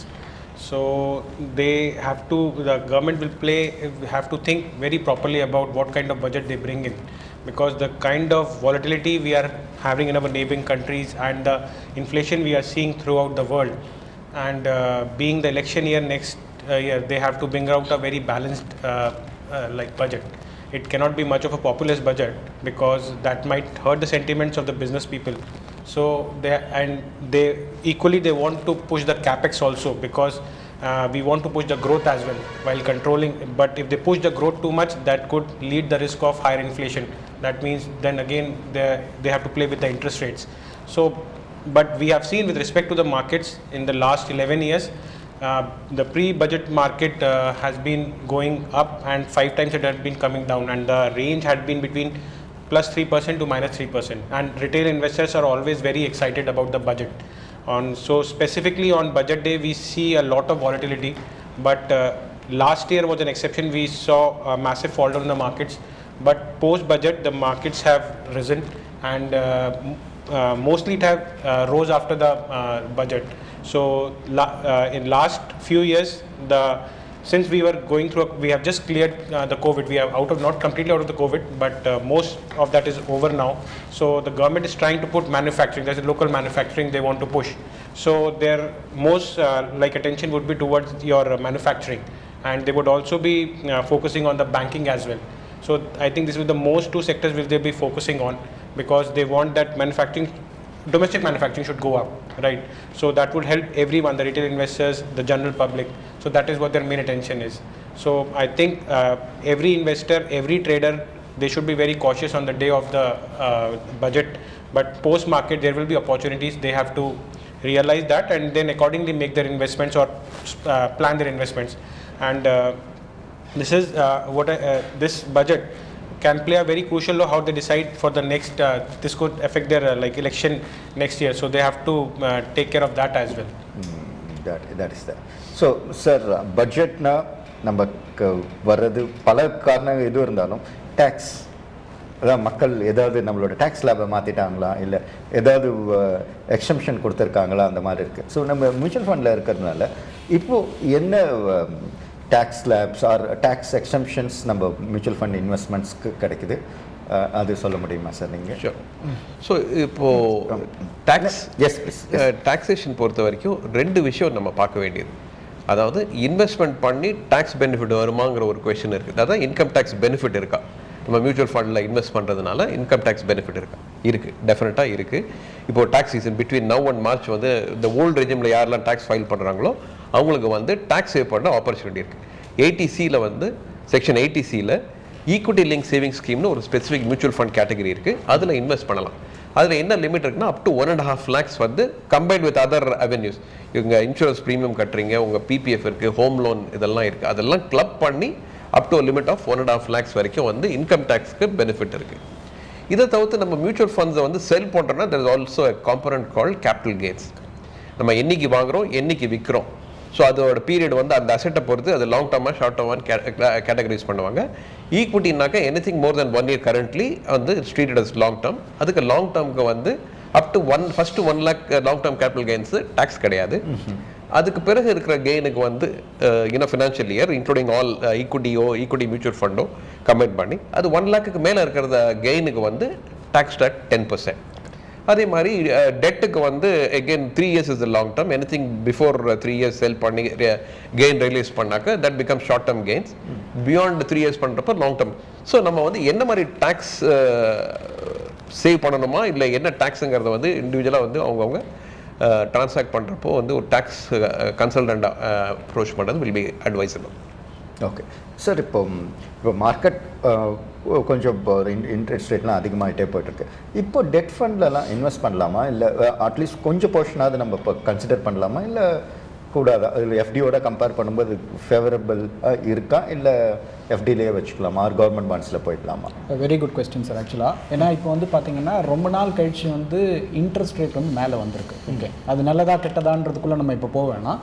But from an investment point of வியூவில் வந்து அது எப்படி வந்து ஒரு இன்வெஸ்டருக்கு பெட்டராக இருக்கும் அப்படின்றது வந்து பார்த்திங்கன்னா, இப்போ கடந்த ஒரு 5-6 வருஷமாக வந்து பார்த்திங்கன்னா நிறைய எஃப்டி இன்வெஸ்டர்ஸ்லாம் வந்து பார்த்திங்கன்னா ரொம்ப கஷ்டப்பட்டுட்டு இருந்தாங்க. ஏன்னா அதுக்கு முன்னாடி போட்ட 1 லட்ச ரூபாய்க்கு வந்து 8,000 ரூபாய் இன்ட்ரெஸ்ட் வந்துருந்ததுன்னா வருஷத்துக்கு, கடந்த 4-5 வருஷத்தில் வந்து பார்த்திங்கன்னா வெறும் ஒரு 4,000 5,000 ரூபாவாக தான் கிடைக்குது. அதாவது டேக்ஸுக்கு முன்னாடி சொல்கிறேன். டேக்ஸுக்கு அப்புறம் பார்த்திங்கன்னா இன்னும் கம்மியாக இருக்கும். அப்போது என்னுடைய விலைவாசி ஏறி இருக்குது, ஆனால் என்னோடய வருமானம் கம்மியாக இருக்குன்னும் போது நிறைய ரிட்டையர்ட் பீப்புள் ஆர் இந்த இன்ட்ரெஸ்ட்டை நம்பி இருக்கிறவங்களுக்குலாம் ஆக்சுவலி ஒரு கஷ்டமான ஒரு சுச்சுவேஷன் இருந்தது. பட் நல்ல செய்தி இப்போ என்னென்னா, இப்போ வந்து ரேட் திருப்பி ஏறினால உங்களுக்கு வந்து பார்த்திங்கன்னா திருப்பி ஹையர் இன்ட்ரெஸ்ட் ரேட் கிடைக்கும். அது ஒன்று. இப்போ இதில் நான் எஃப்டியில் பண்ணுறதை விட ஏதாவது பெட்டராக பண்ண முடியுமானா அஃப்கோர்ஸ் வேரியஸ் ஆப்ஷன்ஸ் இருக்குது. பட் மியூச்சுவல் ஃபண்டுக்கு நம்ம ரெஸ்ட்ரிக்ட் பண்ணிக்கலாம். மியூச்சுவல் ஃபண்டை பொறுத்த வரைக்கும் டெட் ஆப்ஷன் இருக்குது. டெட் சார் சொன்ன மாதிரி டெட் ஃபண்ட்ஸ் இருக்குது. ஈக்விட்டி ஃபண்டு மட்டும் கிடையாது, டெட் ஃபண்டும் இருக்குது. ஸோ டெட் ஃபண்ட் வந்து பேசிக்காக வந்து பார்த்திங்கன்னா நிறைய டைப் ஆஃப் பாண்ட்ஸில் இன்வெஸ்ட் பண்ணுறது, கவர்மெண்ட் செக்யூரிட்டிஸில் இன்வெஸ்ட் பண்ணுறது, பேங்க்கோட சிடிஸ், அதாவது சர்டிஃபிகேட் ஆஃப் டெபாசிட்னு சொல்லுவோம், அந்த மாதிரி நிறைய இடத்துல. அதாவது பேசிக்காக சேஃபான ஒரு இன்வெஸ்ட்மெண்ட், டைவர்சிஃபைடு இன்வெஸ்ட்மெண்ட். அந்த ஒரு பாயிண்டில் பார்த்திங்கன்னா இது வந்து ஒன்று ரிட்டர்ன்ஸ் வந்து எஃப்டி ஆர் எஃப்டியை விட கொஞ்சம் ஸ்லைட்லி பெட்டராக இருக்கும். அது ஒன்று.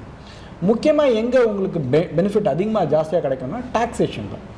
ஸ்பெஷலாக 3 வருஷத்துக்கு மேலே இருந்தீங்கன்னா உங்களுக்கு வர இன்ட்ரெஸ்ட்டில் வந்து பார்த்திங்கன்னா இண்டெக்ஸேஷன் பெனிஃபிட் உண்டு. இப்போ எஃப்டியில் நான் 10 வருஷம் கூட நான் வச்சுருக்கலாம் பணத்தை, ஆனால் அதுக்கு இண்டெக்ஸேஷன் பெனிஃபிட் கிடையாது. இண்டெக்ஸேஷன்னா பேசிக்காக இன்ஃப்ளேஷன் எவ்வளோ இருக்கோ அதை நீங்கள் கழிச்சிக்கலாம். ஃபார் எக்ஸாம்பிள் எனக்கு இன்ட்ரெஸ்ட் ரேட் வந்து 8% இருக்குது, சராசரியாக இன்ஃப்ளேஷன் வந்து 6% இருக்குன்னா 8லேருந்து 6 கழிச்சிட்டு மிச்சம் 2%க்கு மட்டும் டேக்ஸ் கட்டினா போதும். ஸோ இந்தியன் கான்டெக்ஸ்ட்டில் வந்து பார்த்தீங்கன்னா இப்போது 7% உங்களுக்கு டெட் ஃபண்டில் ரிட்டர்ன்ஸ் கிடைக்குதுன்னு வச்சுப்போம். 3 வருஷம் நீங்கள் இருந்தீங்கன்னா தான் இந்த பெனிஃபிட்டை வந்து அவைல் பண்ண முடியும். அப்போ 3 வருஷத்தில் 7 × 3 ஸ்ட்ரைட்டாக வச்சுப்போமே, 21% நீங்கள் சம்பாரிச்சிருக்கீங்க. அதே 3 வருஷத்தில் சராசரியாக வந்து 5% இன்ஃப்ளேஷன் இருக்குன்னா 5 × 3னா 15%. ஸோ 21 - 15 மிச்சம் 6%க்கு மட்டும் நீங்கள் 20% டேக்ஸ் கட்டினா போதும். 6%க்கு 20% வந்து 1.2% தான். அப்படின்னா வருஷத்துக்கு நீங்கள் 7% வட்டி வாங்கினீங்கன்னா கூட கிட்டத்தட்ட 6.5லேருந்து 6.6% கைக்கு வந்துடும். இதுவே நீங்கள் வந்து எஃப்டியில் வச்சுருந்தீங்கன்னா நீங்கள் ஹையஸ்ட் டேக்ஸ் ப்ராக்கெட்டில் இருந்தீங்கன்னா 30% டேக்ஸ் போய்டும். ஸோ உங்களுக்கு 7% வட்டி கிடைச்சாலும் உங்கள் கைக்கு வரது வந்து பார்த்தீங்கன்னா மேபி 4.9 இல்லை 5% தான் கிடைக்கும். அகெயின்ஸ்ட் மியூச்சுவல் ஃபண்ட் வந்து கிட்டத்தட்ட 6% கிட்ட கிடைக்கும். ஸோ அந்த டிஃப்ரென்ஸ் வந்து ஒரு ஹியூஜ் டிஃப்ரென்ஸாக இருக்கும். ஸோ டெட் ஃபண்ட் கரண்ட்லி வந்து பார்த்தீங்கன்னா very advisable, not only for long term, even for short term. Short டர்மை பொறுத்த வரைக்கும் பார்த்தீங்கன்னா இப்போ நான் சேவிங்ஸ் அக்கௌண்ட்டில் பணம் வச்சுருக்கேன். ஜென்ரலாக பேங்க்ஸில் சேவிங்ஸ் அக்கௌண்ட்டில் வந்து பார்த்தீங்கன்னா 3.5% தான் கொடுப்பாங்க, சில பேங்க்ஸ் தான் ஜாஸ்தியாக கொடுப்பாங்க. இப்போ அந்த பணத்தை கூட நான் வந்து இந்த ஷார்ட் டர்ம் டெட் ஃபண்ட்ஸ்லாம் பார்க் பண்ணலாம். ஷார்ட் டர்ம் டெட் ஃபண்ட்ஸ்க்கு நீங்கள் பார்க் பண்ணிங்கனாலே உங்களுடைய ரேட் கரண்ட்லி வந்து 5.5லேருந்து 6% வரைக்கும் ஈஸியாக கிடைக்குது. ஸோ நான் வந்து ஒரு 1 லட்ச ரூபாய் என் பேங்க் அக்கௌண்ட்டில் வச்சுருக்கேன், 3 மாதம் கழிச்சு தான் அந்த பணம் எனக்கு தேவை ஸ்கூல் ஃபீஸ்க்காக அப்படின்னா அந்த பணத்தை நீங்கள் வந்து ஒரு ஷார்ட் டர்ம் டெட் ஃபண்டில் பார்க் பண்ணிங்கன்னா ரிட்டர்ன்ஸ் வைஸ் பெட்டராக இருக்கும். ஸோ டெட் ஃபண்ட்ஸில் ஃபிக்ஸ்ட் இன்கமில் இப்போ வந்து actually is a very good opportunity to invest. சரி, அந்த டெட் ஃபண்டு இதில் ஓகே, நல்ல அருமையான ஒரு இது. சரி, அதை பற்றி நம்ம பேசிட்டதுனால இப்போது ஒரு அலோகேஷன், இப்போ போர்ட்ஃபோலியோ இப்போ பார்த்தீங்கன்னா நம்ம ரீட்டெயிலில் இருக்கவங்க மேபி போர்ட்ஃபோலியோ பற்றி இது பண்ணலாம். பட் அவங்களும் போர்ட்ஃபோலியோ பற்றி கண்டிப்பாக தெரிஞ்சுக்கணும். அதில் மியூச்சுவல் ஃபண்ட் வந்து எவ்வளோ அலோகேஷன் இருக்கணும், போர்ட்ஃபோலியோ பில்டிங் எப்படி இருக்கணும், உங்களை பொறுத்த வரைக்கும் எப்படி இருந்தால் நல்லாயிருக்கும்? ஓகே, ஸோ இது வந்து எல்லாருமே வந்து தெரிஞ்சுக்க வேண்டிய முக்கியமான விஷயம். ஒரு இன்வெஸ்ட்மெண்ட் ஆரம்பிக்கிறதுக்கு முன்னாடி இன்வெஸ்ட்மெண்ட் அப்ஜெக்டிவ் என்ன அப்படின்னு எல்லாருக்கும் தெளிவு இருக்கணும். உங்களுக்கு கிளாரிட்டி இல்லைனாக்கா சிட் வித் ஃபினான்ஷியல் அட்வைசரோ இல்லை உங்களோட வெல்விஷர் கூட உட்காந்து ஃபினான்ஷியல் மேட்டர்ஸ் தெரிஞ்சவங்க கூட உட்காந்து இதை பற்றி பேசணும். ஸோ பேசுகிறப்போ எந்த ரொம்ப ரொம்ப இம்பார்ட்டண்ட்னாக்க எந்தெந்த அசெட்டில் எவ்வளோ அலோகேஷன் கொடுக்கணும் அப்படிங்கிறது ரொம்ப முக்கியம். என்னோடய எக்ஸ்பீரியன்ஸில் வந்து நான் நிறைய பேரோட இன்ட்ராக்ட் பண்ணுறப்போ அவங்க ஈக்விட்டி அலோகேஷன் பார்த்தீங்கன்னா ரொம்பவே கம்மியாக இருக்கும். ஆனால் அதுலேருந்து வரக்கூடிய எக்ஸ்பெக்டேஷன் வந்து ரொம்ப அதிகமாக இருக்கும். அதாவது அவங்க 100 ரூபா வந்து இன்வெஸ்ட் பண்ணியிருக்கிறாங்க அப்படின்னா ₹1 தான் ஈக்விட்டியில் இன்வெஸ்ட் பண்ணியிருப்பாங்க. ஆனால் அதுலேருந்து வரக்கூடிய ரிட்டர்ன் எக்ஸ்பெக்டேஷன் பார்த்தீங்கன்னா 100% இருக்கணுமா. பட் அப்படி எக்ஸ்பெக்ட் பண்ணுறது வந்து will not have material impact on your portfolio. 1% double ஆச்சுன்னா ₹2 ₹1 ₹2 ₹100 ₹101 அதுதான் வந்து that's going to be the impact on your portfolio.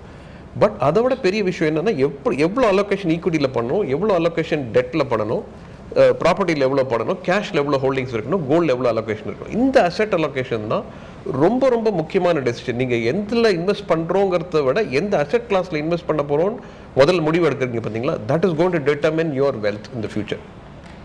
So அது ரொம்ப முக்கியமான விஷயம். அது ஒவ்வொரு ஸ்டேஜுக்கும் வந்து ஒரு அப்ராப்ரியேட்டாக இருக்கும். உங்களோட ரிஸ்க் எவ்வளோ ரிஸ்க் எடுக்க முடியும், பொறுத்துக்க முடியுங்கிற ஒரு சுச்சுவேஷனை பேஸ் பண்ணி தான் இந்த அலோகேஷனை நம்ம வந்து பைஃபர்கேட் பண்ணணும். நம்ம ஊரில் பொதுவாக பார்த்தீங்கன்னாக்கா மக்கள் வந்து நிறையா அலோகேட் பண்ணுறது வந்து ப்ராப்பர்ட்டியில் அலோகேட் பண்ணுறாங்க, இல்லை கோல்டில் தான், இல்லை ஃபிக்ஸட் டெபாசிட். இது 3 அசெட் கிளாஸ் தான் ரொம்ப அதிகமான எக்ஸ்போஜராக இருக்குது. ப்ராப்பர்ட்டியும் கோல்டும் ஏன் வேணால் தட் இஸ் டான்ஜிபிள், ஒரு தொட்டு பார்த்து அதை ஃபீல் பண்ண முடியும். ஒரு ஃபினான்ஷியல் அசெட்னா அதை பண்ண முடியாது. அதனால அதுக்கு வந்து மக்கள் வந்து அதுக்கு அதிகமாக போக மாட்டேங்கிறாங்க. பட் இதில் என்ன ப்ராப்ளம் வருதுனாக்கா, இப்போ கோல்டுன்னு ஒரு அசெட் கிளாஸ் எடுத்துக்கோமே, அதுலேருந்து என்ன நம்ம எதிர்பார்க்கலாம், ரிட்டர்ன் எக்ஸ்பெக்டேஷன் என்ன இருக்கும், what does it do. Gold பொறுத்த வரைக்கும் it is a insurance product தான். ஃபினான்ஷியல் வேல்யூவை குறையாமல் இருக்கிறத ப்ரொடெக்ட் பண்ணுறது தான் வந்து கோல்டு கேன் டூ.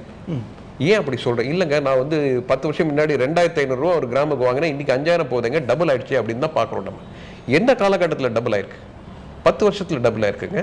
10 வருஷம்னாக்க அப்போ என்ன, what is the rate of return on that? ஆவரேஜாக 6.5% is the return that gold has generated.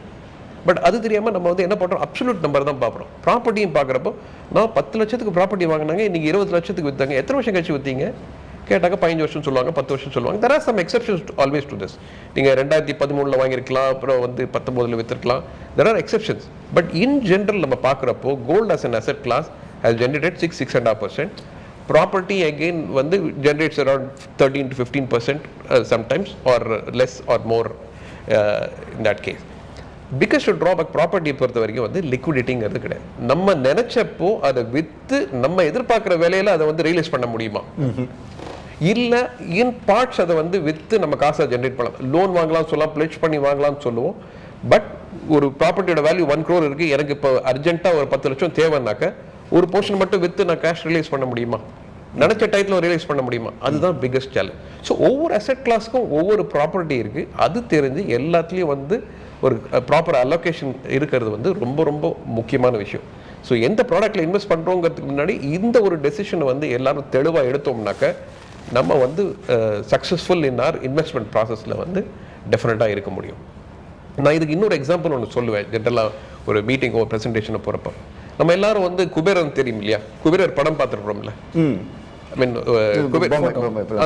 குபேரர் பார்க்குறப்போ என்ன, அவர் வந்து உட்கார்ந்து இருக்கிறப்போ அவர் பக்கத்தில் வந்து ஒரு பானை மட்டும் இருக்குதா, நிறைய பானை இருக்கு, எல்லாமே ஒரே டைப் ஆஃப் பானையா இருக்குதா, வெறும் கோல்ட் காயின் மட்டுமா இருக்குது, எல்லா வித செல்வங்களும் இருக்குது. ஸோ இன்டைரக்ட்லி அவர் என்ன சொல்றாருன்னா, எல்லாரும் வந்து நிறைய செல்வம் வேணும், எல்லாத்துலேயும் வந்து நீங்க பிரித்து போடணும், பிரித்து அலோகேட் பண்ணணும்.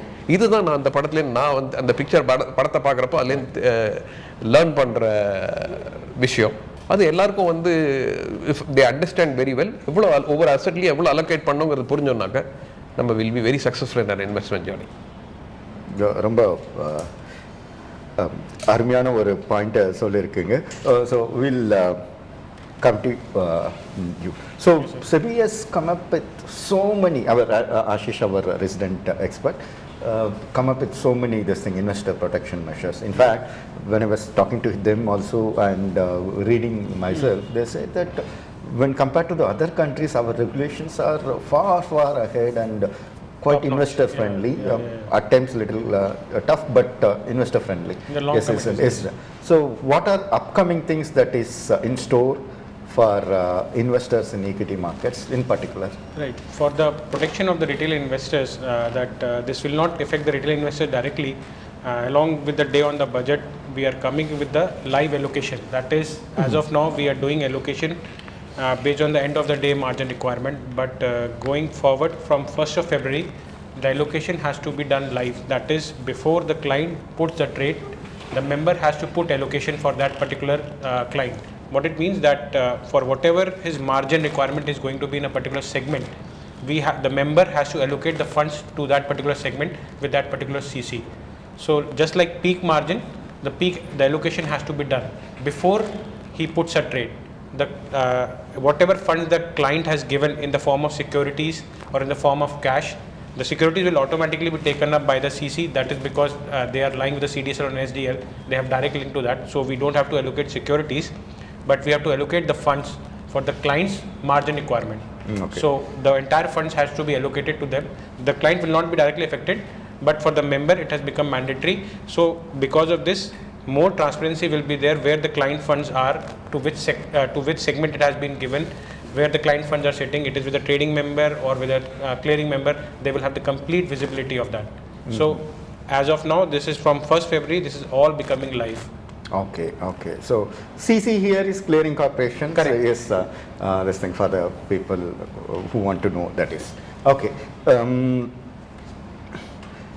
சார் நம்ம பேசிகிட்டு இருந்தோம் நிறைய பேர், ஐ மீன் நீங்கள் ஒரு 500 கிளைண்ட்ஸ் வச்சுட்டு இருக்கீங்க. ஸோ ப்ராப்ளி 5000 இது வந்து இதை பற்றி பேசியிருந்திருப்பீங்க. ஸோ உங்களோட ஒப்பீனியனில் நிறைய பேர் வருவாங்க. நானும் நிறைய பேர் பேசும்போது என்னென்னா, நீங்களும் கூட சொல்லியிருக்கீங்க 10 வருஷத்துக்கு நான் போடுறேன்னு சொல்லிட்டு 3 மாதத்துலேயே பணத்தை எடுத்துகிட்டு போனவங்களும் இருக்காங்க அப்படின்னு சொல்கிறவங்க இருக்காங்க. அப்புறம் நிறைய பேர் நிஜமாகவே இப்போ நிறையவே ஆட் பண்ணவங்களும் இருக்காங்க. எந்த மாதிரி இன்வெஸ்டிங் பிஹேவியர் நல்ல பிஹேவியர் நீங்கள் நினைக்கிறீங்க சார்? யார் வந்து ஒரு நல்ல இன்வெஸ்டராக மாறுறதுக்கு எந்த மாதிரி பிஹேவியர் ஆர் எந்த மாதிரி ட்ரேட்ஸ் ஆட்ரிபியூட்ஸ் இருக்குது நல்லா வராங்க உங்களோட ஒப்பீனியனில்? ஏன்னா நீங்கள் நிறைய அசெட்ஸ் மேனேஜ் பண்ணுறீங்க. கரெக்ட். ஸோ ஃபஸ்ட்டு வந்து பார்த்தீங்கன்னா, நீங்கள் இன்வெஸ்ட்மெண்ட் பண்ணுறதுக்கு முன்னாடி உங்களுக்கு ப்ராடக்ட் நாலேஜ் இருக்கணும். அதாவது நீங்கள் என்ன பண்ணணும், எதை நோக்கி போகிறீங்க அப்படின்றது உங்களுக்கே புரிதலாக இருந்ததுன்னா அது ரொம்ப நல்லது. இல்லை அப்படின்னா நீங்கள் நிறைய ஃபினான்ஷியல் அட்வைசர்ஸ் இருக்காங்க, மியூச்சுவல் ஃபண்ட் டிஸ்ட்ரிபியூட்டர்ஸ் இருக்காங்க, who got very good experience. அவங்கள நீங்கள் ட்ரஸ்ட் பண்ணி அவங்களுடைய அட்வைஸை எடுத்துகிட்டு பண்ணால் பெட்டராக இருக்கும். ஏன்னா சில நேரத்தில் வந்து பார்த்திங்கன்னா, என்னுடைய விஷயம் எனக்கு தெரியும்னு நான் நினச்சிட்ருப்பேன், ஆனால் எனக்கு எது தெரியாதோ எனக்கு தெரியாது. ஸோ ஜென்ரலாக சொல்லுவாங்க. ஸோ நீங்கள் ஒரு விஷயத்தை இன்வெஸ்ட் பண்ணுறதுக்கு முன்னாடி நிறைய விஷயங்கள் தேவை. ஸோ பேசிக்காக என்ன வேணும்னா, முதல்ல வந்து நம்பிக்கை வேணும். இப்போ ஜென்ரலாக வந்து பார்த்திங்கன்னா, எல்லா அசெட் கிளாஸையும் வாங்கும்போது, ஸ்பெஷலாக ரியல் எஸ்டேட்டாக இருக்கலாம், இல்லை கோல்டாக இருக்கலாம், எப்போவுமே வாங்கும்போது இதை எப்போ விற்க போகிறீங்கன்னு யாருமே அதை பற்றி யோசிக்கிறதே கிடையாது. ஆனால் ஒரு ஸ்டாக் வாங்கும்போதோ இல்லை மியூச்சுவல் ஃபண்டை வாங்கும்போதோ முதல் கேள்வி என்னென்னா, இதை நான் எப்போ விற்கலாம், எனக்கு எப்போ ரிட்டர்ன் கிடைக்கும், எவ்வளோ ரிட்டர்ன் கிடைக்கும் அப்படின்ற கேள்வி. இந்த கேள்வி கரெக்டுன்னு வச்சுக்கிட்டா இந்த கேள்வியை நம்ம எல்லா இடத்துலையும் கேட்கணும். ஓகே, அப்போது முதல்ல வந்து நம்பிக்கை வேணும். ஈக்விட்டின்றது பேசிக்காக நீங்கள் ஒரு பிஸ்னஸில் இன்வெஸ்ட் பண்ணுறீங்க. இதை ஸ்டாக்குன்னு ஒரு சின்ன இடத்துல போய் அடைக்காமல் நீங்கள் ஒரு இன்ஃபோசிஸ் மாதிரி ஒரு கம்பெனியில் இன்வெஸ்ட் பண்ணுறீங்க, இல்லை ஒரு இந்துஸ்தான் யூனிலிவர் மாதிரி ஒரு கம்பெனியில் இன்வெஸ்ட் பண்ணுறீங்க, இல்லை வந்து ஒரு டிசிஎஸ் மாதிரி ஒரு கம்பெனியில் இன்வெஸ்ட் பண்ணுறீங்க அப்படின்னா, இன்றைக்கி நீங்கள் அந்த மாதிரி ஒரு கம்பெனியை ஆரம்பிச்சிங்கன்னாலும் அது வளர்கிறதுக்கு டைம் ஆகும். ஸோ அதனால் முதல்ல நீங்கள் விஷயம் தெரிஞ்சிருக்கணும். அதோட முக்கியமாக உங்களுக்கு நம்பிக்கை இருக்கணும். அதோட ரொம்ப முக்கியமாக உங்களுக்கு பேஷன்ஸ் இருக்கணும். ஸோ இந்த பேஷன்ஸ் வந்து பார்த்திங்கன்னா ஜென்ரலாக மிஸ்ஸிங்காக இருக்குது. ஏன்னா நிறைய இடத்துல வந்து பார்த்திங்கன்னா எல்லாருக்குமே ஒரு அண்டர்லைங்காக எல்லாருக்குமே ஒரு ஆசை என்னென்னா, நாளைக்கு பணக்காரன் ஆகிறதுக்கு முன்னாடி இன்றைக்கே பணக்காரன் ஆகிட முடியுமான்னு என்கிட்ட சாய்ஸ் கேட்டிங்கன்னா கூட நானும் இன்றைக்கே அவங்க தான் சொல்லுவேன், மேட்ச் அப்படி தான் சொல்லுவேன். ஆனால் அது பாசிபிளான்ற அடுத்த கேள்வியை தான் நம்ம கேட்கணும். பாசிபிள் இல்லை அப்படின்னா நீங்கள் வெயிட் பண்ணி தான் ஆகணும். இப்போ ஜென்ரலாக வந்து ஒரு சின்ன கதை மாதிரி சொல்லுவாங்க. இப்போ வந்து ஒரு குழந்தையும் அம்மாவும் பேசிக்கிற மாதிரி, அதாவது இந்த குழந்தை இன்னும் பிறக்கவே இல்லை, வயிற்றுக்குள்ளே இருக்குது, சரியா? 3 மாதம் 4 மாதத்துலேயே குழந்தை வந்து அம்மா கூட பேசிக்கும் அப்படின்ற மாதிரி நம்ம கேட்டிருப்போம். 3 மாதம் வயிற்றுக்குள்ளே இருக்கிற குழந்தை வந்து அம்மா கிட்ட கேட்குது, அம்மா நான் உடனடியாக வெளியே வரணும், உடனடியாக வெளியே வந்து நான் வந்து இந்த உலகத்தை பார்க்கணும் அப்படின்னு சொல்லுது. அம்மா சிரிச்சுக்கிட்டே சொல்லுவோம், கொஞ்சம் வெயிட் பண்ணு, இதுக்கு நேரம் ஆகும் அப்படின்னு சொல்லுவாங்க. அதே மாதிரி இன்வெஸ்ட்மெண்ட் பண்ணி நீங்கள் அதில் பணம் சம்பாதிக்கணுன்னா அதுக்கு டைம் ஆகும். All good things in life takes time. So investment and wealth creation also is a very good thing. அதுக்கு நீங்கள் டைம் கொடுத்தா தான் நடக்கும். So discipline, long term, belief, patience இதெல்லாம் இருந்து ஒரு நல்ல ஆலோசகர் உங்கள் கூட இருந்தாலோ இல்லை ஒரு நல்ல வெல்விஷர் இருந்தாரோ அப்போ தான் நீங்கள் இந்த ஜேர்னியை வந்து கரெக்டாக பண்ண முடியும். ஸோ இதெல்லாம் இருந்தால் கண்டிப்பாக நீங்கள் சக்ஸஸ்ஃபுல் இன்வெஸ்டராக இருக்க முடியும். ரொம்ப அருமையான பாயிண்ட் சார். ரமா வாசுதேவன்றவங்க வந்து என்ன கேட்டிருக்காங்க, how much நீங்கள் போர்ட்ஃபோலியோ கன்ஸ்ட்ரக்ஷன் பற்றி சொன்னதால் how much equity allocation to be done in a portfolio அப்படின்னு சொல்லி கேட்குறாங்க. ஓகே, ஸோ இது வந்து உங்களோட ஸ்பெசிஃபிக் சுச்சுவேஷன் வந்து தெரியாது, உங்களோட எக்ஸ்பெக்டேஷன் என்ன டைம் வருதுன்னு தெரியல. பட் ஜென்ரலாக பார்த்தீங்கன்னாக்கா on safer side 1/3 that is 35% in equity allocation வச்சுருங்க. ஃபிக்ஸ்ட் இன்கமில் ஒரு 35% வச்சுருங்க. ப்ராப்பர்ட்டியில் வந்து ஒரு 20-25% வச்சுருங்க. ஸோ நான் 100 ரூபான்னு சொன்னாங்க, 30 ரூபா ஈக்விட்டியில் வைங்க, 30 ரூபா வந்து ஃபிக்ஸ்ட் இன்கமில் வைங்க, ஒரு 20 ரூபா வந்து ப்ராப்பர்ட்டியில் வைங்க, ஒரு பாக்கி இருக்கிற அமௌண்ட்டில் வந்து கொஞ்சம் கோல்டும் கேஷ்லேயும் வைங்க அப்படிங்கிறது தான் வந்து நான் சொல்லக்கூடியது. பட் உங்களோட ஸ்பெசிஃபிக் கான்டெக்ட் உங்களோட ரிக்குவயர்மெண்ட்டை பொறுத்து இதை அலோகேட் பண்ணுறது வந்து ரொம்ப ரொம்ப இம்பார்ட்டண்ட்டு. ரொம்ப அருமையான பாயிண்ட் சார். இப்போது இன்னொரு விஷயம் சார், நான் வந்து பார்த்தீங்கன்னா நீங்களே சொல்லியிருக்கீங்க இந்த குபேரனோட இதெல்லாம் நிறைய வைக்கணும்னு சொல்லிங்க இப்போ கொஞ்சம் நேரத்துக்கு முன்னால். சரி, அப்படின்னா அப்போ டைவர்சிஃபை பண்ணணும். மியூச்சுவல் ஃபண்டே ஒரு ஏறக்குறைய டைவர்சிஃபைடு ப்ராடக்ட் தான் அப்படின்ட்டு. ஆனாலும் நிறைய பேர் வந்து நிறைய மியூச்சுவல் ஃபண்டில் வேறு ஸ்கீமில் ஒரே சமயத்திலே இன்வெஸ்ட் பண்ணுறாங்களே. உங்களை பொறுத்த வரைக்கும் ஐடியலான இது டைவர்சிஃபிகேஷனுக்கு எவ்வளோ போது வேணும், எவ்வளோ கம்மியாக இருக்கலாம், எவ்வளோ அதிகமாக இருக்கலாம், அதுக்கு மேலே போனால் ட்ராக் பண்ணுறதே கஷ்டம் அப்படின்ட்டு நீங்கள் நினைக்கிற உங்கள் ஒப்பீனியன் என்ன? So it's a fantastic question. நிறைய பேர் இந்த கேள்வியை கேட்பாங்க. ஸோ நான் இதுக்கு வந்து ஒரு எக்ஸாம்பிள் மூலமாக எக்ஸ்பிளைன் பண்ணுறேங்க. ஸோ ஒரு போர்ட்ஃபோலியோ கன்ஸ்ட்ரக்ஷனா ஒன்றும் இல்லை, போர்ட்ஃபோலியோனா ஒன்றும் இல்லை, ஒரு பாஸ்கெட் ஆஃப் இன்வெஸ்ட்மெண்ட். அதை வந்து ஒரு கிரிக்கெட் டீம் மாதிரி நம்ம பார்க்கணும். ஸோ இப்போ வந்து எல்லாமே ஹை ரிட்டர்ன்ஸ் கொடுக்கக்கூடிய இன்வெஸ்ட்மெண்ட்டாக பண்ணணுமான்னு கேட்பாங்க. நான் அதுக்கு என்ன சொல்கிறது, ஒரு டிராவிடுங்கிற பிளேயர் தெரியும், சச்சின்ங்கிற பிளேயர் தெரியும், நமக்கு தோனிங்கிற பிளேயர் தெரியும், அண்ட் நல்ல பவுலர்ஸும் தெரியும். கொம்ப்ளேன் இருந்தார், நல்ல பழைய பிளேயர்ஸும் சொல்கிறேன். பட் மோர் கரண்ட் பிளேயர்ஸ் வந்து நீங்கள் அனலாகஸாக எடுத்துங்க. ஸோ எல்லாருமே சேவாக் மாதிரி பிளேயரை 11 பிளேயரும் டீமில் போட்டோன்னு வச்சுங்க, ஒரு கிரிக்கெட் டீம் என்ன ஆகுங்க? பேட்டிங் விளையாடுறப்போ ரொம்ப நல்லா விளையாடுவாங்க, எல்லாரும் போட்டு விளாசி தள்ளிடுவாங்க. ஆனால் ஆப்போனன்ட் சைட்லேயும் ஈக்குவலி ஸ்ட்ராங் பேட்ஸ்மேன் இருப்பாங்க. அவங்கள அவுட் பண்ணுறதுக்கு பவுலர் வேணும்ல. பவுலர் இல்லாமல் நம்ம வந்து how do we have a good cricket team? அதே மாதிரி தான் உங்கள் போர்ட்ஃபோலியோவில் இந்த மாதிரி டிஃப்ரெண்ட் கேரக்டரிஸ்டிக்ஸ் இருக்கிற பாஸ்கெட் ஆஃப் இன்வெஸ்ட்மெண்ட் உங்கள் இதில் இருக்கணும். So you need high return, உங்களுக்கு ரிஸ்க் டாலரன்ஸை பொறுத்து ஹை ரிட்டர்ன் வேண்டிய பாஸ்கெட் இருக்கணும். இல்லை நான் வந்து காம்ப்ரிஹென்சிவ் போர்ட்ஃபோலியோ சொல்கிறேன், ஸ்பெசிஃபிக் போர்ட்ஃபோலியோ சொல்லலை. ஸோ டெட் அலோகேஷன் வேணும், எவ்வளோ டெட் அலோகேஷன் வேணும், எந்த டெட்டில் வேணும், ஷார்ட் டேர்ம் டெட்டில் வேணுமா, லாங் டேர்ம் டெட்டில் வேணுமா, அது லிக்விடிட்டியை பொறுத்து அது அலோகேஷன் வேணும். ஸோ இதெல்லாம் வந்து ரொம்ப ரொம்ப இம்பார்ட்டன்ட். டேக்ஸ் எஃபிஷியன்சி வேணுமா, லிக்விடிட்டி வேணுமா, எது இம்பார்ட்டன்ட், எந்த காலகட்டத்தில் உங்களுக்கு பணம் தேவைப்படும், அதை பேஸ் பண்ணி ஸ்ட்ரக்சர் பண்ணுறது தான் வந்து ஒரு போர்ட்ஃபோலியோ. ஒரு மியூச்சுவல் ஃபண்டுங்கிறது it provide you good diversification in a specific asset class. அதுலேயே ஹைப்ரிட் இருக்குது. ஸோ ஈக்விட்டி அசெட் கிளாஸில் லார்ஜ் கேப் ஃபண்டுன்னு எடுத்திங்கன்னா it invest only into large cap. Hybrid எடுத்திங்கன்னா டெட் அண்ட் ஈக்விட்டி இருக்கும். அசெட் அலோகேஷன் ஃபண்டுன்னு இருக்குது, இல்லை வந்து மல்டி அசெட் ஃபண்ட்ஸ்னு இருக்குது. அது வந்து they will invest in different allocation. But உங்கள் ஸ்பெசிஃபிக் சுச்சுவேஷனுக்கு எது தேவை அதை பேஸ் பண்ணி டிசைட் பண்ணுறது தான் ஒரு போர்ட்ஃபோலியோ. ஸோ ஒவ்வொருத்தருக்கும் வேண்டிய ட்ரெஸ் என்ன சைஸ் எடுக்கிறோம், இல்லை ஷூஸ் என்ன சைஸ் எடுக்கிறோங்கிற மாதிரி உங்கள் கான்டெக்ஸ்ட்டுக்கு ஸ்பெசிஃபிக்காக எந்த போர்ட்ஃபோலியோ சூட் ஆகுங்கிறத வந்து ஒரு டிஸ்கஷனில் உட்காந்து தான் நம்ம வந்து பண்ண முடியும், ஒரு ப்ராடர் டேர்ம் பண்ண முடியும். ஓகே, ஸோ என்னென்னா நம்ம ஜெயக்குமார் சார் இருக்காங்க, சுந்தரராஜ் சார் இருக்காங்க, நீங்கள் அவங்களோட கான்டாக்ட் நம்பர்ஸ் ஸோ ஈஸியாக ரொம்ப பிரபலமானவங்க தான் அவங்க அந்த மியூச்சுவல் ஃபண்ட் இண்டஸ்ட்ரியில் ஈஸியாக தேடி பிடிச்சிட முடியும். அவங்கள நீங்களும் கன்சல்ட் பண்ணி பாருங்கள், உங்களுடைய இன்வெஸ்ட்மெண்ட் நீட்ஸ்க்கு அவங்க கண்டிப்பாக உங்களுக்கு கைடன்ஸ் கொடுப்பாங்க. ஓகேங்களா? நீங்கள் நிறைய பேர் பார்த்துட்டு இருக்கீங்க, நீங்கள் கற்றுக்கிறது மட்டும் இல்லாமல் நானே நிறைய கற்றுக்கிட்டேன். இப்போது யாராவது கேட்டாங்கன்னா இந்த கிரிக்கெட் அனாலிசி எனக்கு ரொம்ப பிடிச்சிருந்தது, ரொம்ப இவ்வளோ நாள் நானும் இருக்க இந்த இண்டஸ்ட்ரியில் இந்த விஷயம் நல்லா புரிஞ்சுக்கு, இதை எடுத்து சொல்லணும், என்னால் முடிஞ்ச வரைக்கும் மற்றவங்களுக்கு இதை ஹெல்ப் பண்ண பார்க்க ரொம்ப அருமையான பாயிண்ட்டாக இருக்குது. கிளியராக புரியுது ஏன் டைவர்சிஃபிகேஷன் வேணும்ன்ட்டு. கிரிக்கெட்டை பற்றி சொன்னால் தான் மக்களுக்கு புரியுமா? தெரியுது. சரி, அப்புறம் உத்தம் கங்குலி அப்படிங்க வந்து சொல்லியிருக்காங்க, should I invest directly or should I go for an advisor? Sir நீங்கள் சொல்லுங்களேன். ஓகே, ஸோ ரொம்ப முக்கியமான கொஸ்டின். ஏன்னா நிறைய பேர் வந்து பார்த்திங்கன்னா எப்படி பண்ணணும், எந்த ப்ராசஸ் மூலமாக பண்ணணும்னு தெரியாமல் இருப்பாங்க. நான் முன்னாடி சொன்ன மாதிரி உங்களுக்கே உங்களுடைய போர்ட்ஃபோலியோ மேனேஜ் பண்ண முடியுன்ற நம்பிக்கை இருந்ததுன்னா நீங்களே பண்ணலாம்.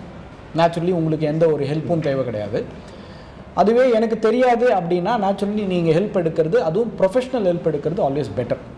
ஏன்னா இப்போ எனக்கு வந்து ஒரு சின்ன காயம் பட்டுச்சுன்னா நானே வீட்டில் வந்து மஞ்சள் கூட அரைச்சி போட்டு நான் வந்து ட்ரீட் பண்ணிக்கலாம். அதுவே எனக்கு ஒரு ஹார்ட்டில் பிளாக் இருக்குது அப்படின்னா நேச்சுரலி நானே ட்ரீட் பண்ணேன்னா அதோடைய விளைவு என்னன்னு உங்களுக்கே தெரியும். Until you are a doctor.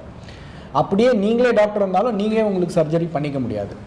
அந்த பட்சத்தில் நேச்சுரலி நீங்கள் ஒரு ப்ரொஃபஷ்னல் ஹெல்ப் எடுக்கிறது ஆல்வேஸ் பெட்டர். ஏன்னா இங்கே நீங்கள் வந்து பார்த்தீங்கன்னா உங்களுடைய லைஃப் டைம் சேவிங்ஸை வந்து நீங்கள் வந்து இன்வெஸ்ட் பண்ணுறீங்க.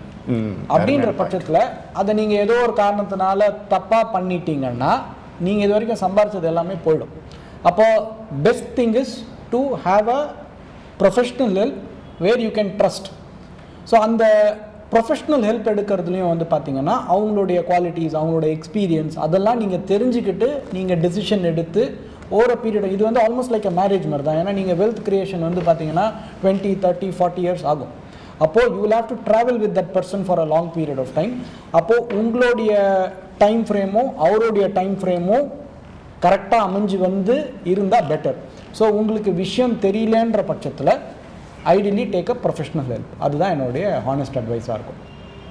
ரொம்ப அருமையான பாயிண்ட். அந்த சர்ஜரி நான் கூட சில சமயம் நினைப்பேன் ஏன்னா டைரெக்டில் பண்ணிடக்கூடாது அப்படின்னு சொல்லிட்டு. அது உண்மை தான். ஏன்னா நம்மளுடைய லைஃப் டைம் சேவிங்ஸை நம்ம வந்து பண்ணும்போது எக்ஸ்பர்ட் இருந்தால் கொஞ்சம் கண்டிப்பாக பெட்டர் டெசிஷன்ஸ் எடுக்க முடியும். ஸோ இதில் இன்னொரு ஆஸ்பெக்ட் வந்து முக்கியமான விஷயம் என்னன்னாக்க பிஹேவியர் கேப்னு ஒன்று இருக்குங்க.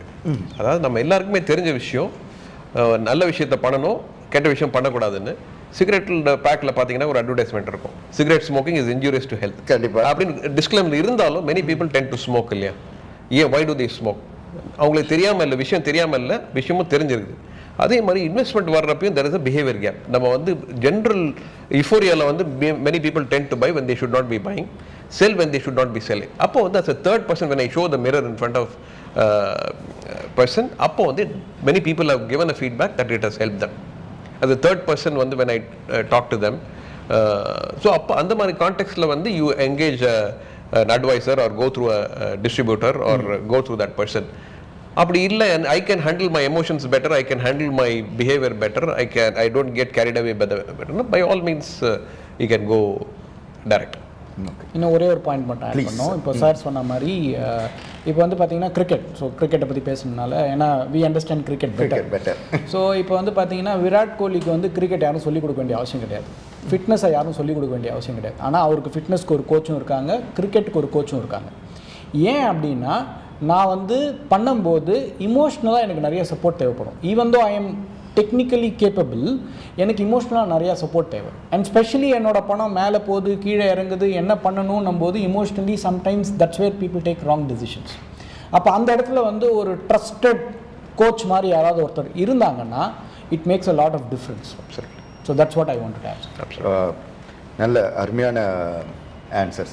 சரி, இப்போது இன்னொரு விஷயம் கேட்கணும் உங்களுக்கு. இந்த ஃபாலோஅப் கொஸ்டினாக நான் ஃபாலோஅப் இல்லை, ஃப்ரெஷ் கொஸ்டினாகவே கேட்குறேன். என்னென்னா இப்போ புதுசாக வராங்க நிறைய, முதல்ல மாதிரியெல்லாம் இல்லை இப்போது. இன்ஃபேக்ட் அடுத்த கொஸ்டின் அதை பற்றி கேட்குறேன். இப்போ வரவங்கெல்லாம் இன்வெஸ்ட் பண்ணணும்னு கொஞ்சம் இது பண்ண, நானே கூட காலேஜஸ்லாம் போய் நிறைய பேசிகிட்டு இருக்கும்போது இன்வெஸ்ட் பண்ணணும்னு ஆசைப்பட்றாங்க.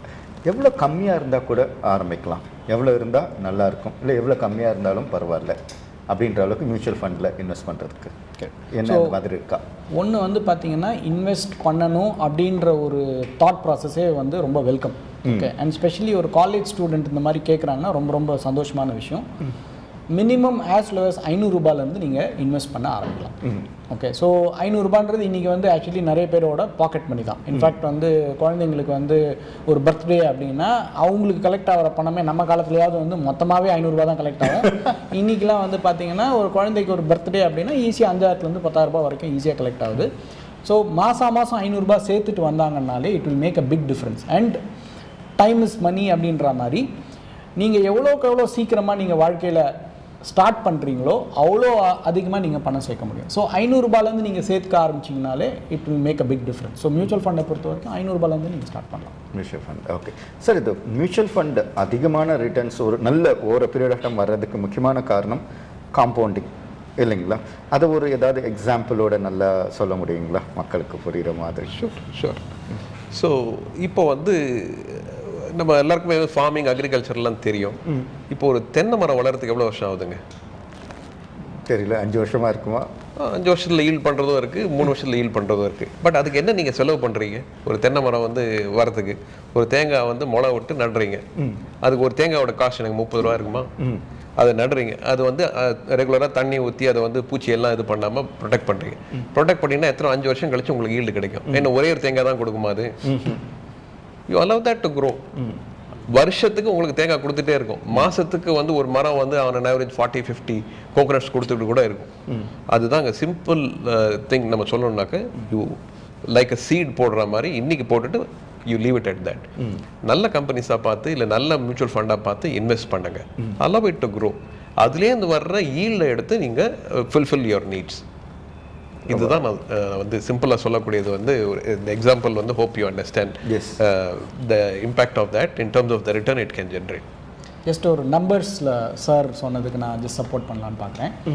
இப்போ ஒரு சாதாரணமாக மாதம் 10,000 ரூபாய் இன்வெஸ்ட் பண்ணுறாங்க, ஒரு எஸ்ஐபி ரூட்டில் இன்வெஸ்ட் பண்ணுறாங்கன்னு வச்சுப்போம். ஸோ 10,000 ரூபாவை நீங்கள் 10 வருஷத்துக்கு இன்வெஸ்ட் பண்ணிங்கன்னா நீங்கள் இன்வெஸ்ட் பண்ண அமௌண்ட் வந்து பார்த்திங்கன்னா 12 லட்சம் ரூபா இருக்கும்.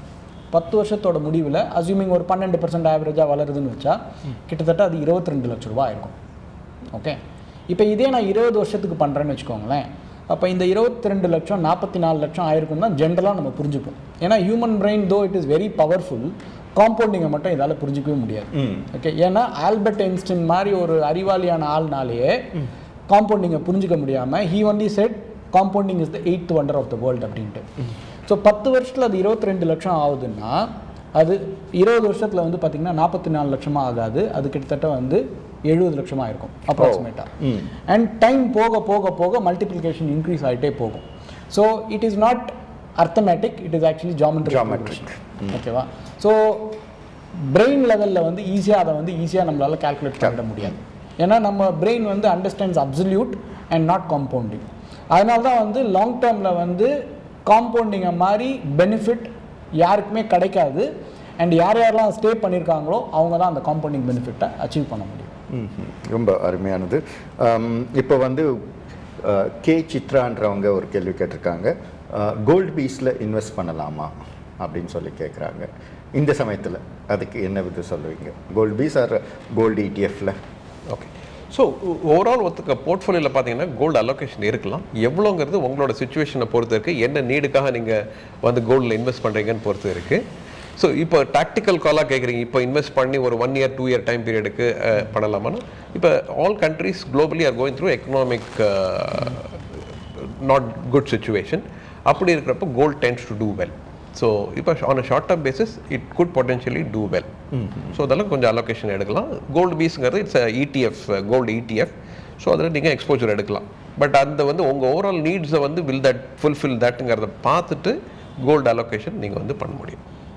ஓகே சார், இந்த கேள்வி கொஞ்சம் சென்சிட்டிவானது, இங்கே இது பண்ணலாம். இப்போ ஒரு லேட்டஸ்ட்டாக ஒரு பாப்புலர் மூவியில் பார்த்தீங்கன்னா நிறைய ஃபினான்ஷியல் சர்வீசஸை பற்றி தப்பாக ஒரு மாதிரி சித்தரிக்கப்பட்டிருக்கிறது. அதில் மியூச்சுவல் ஃபண்ட்லேயும் ஆன் பாசிங்கில் கொஞ்சம் பேசின மாதிரி இருக்குது. So what is your opinion on that sir?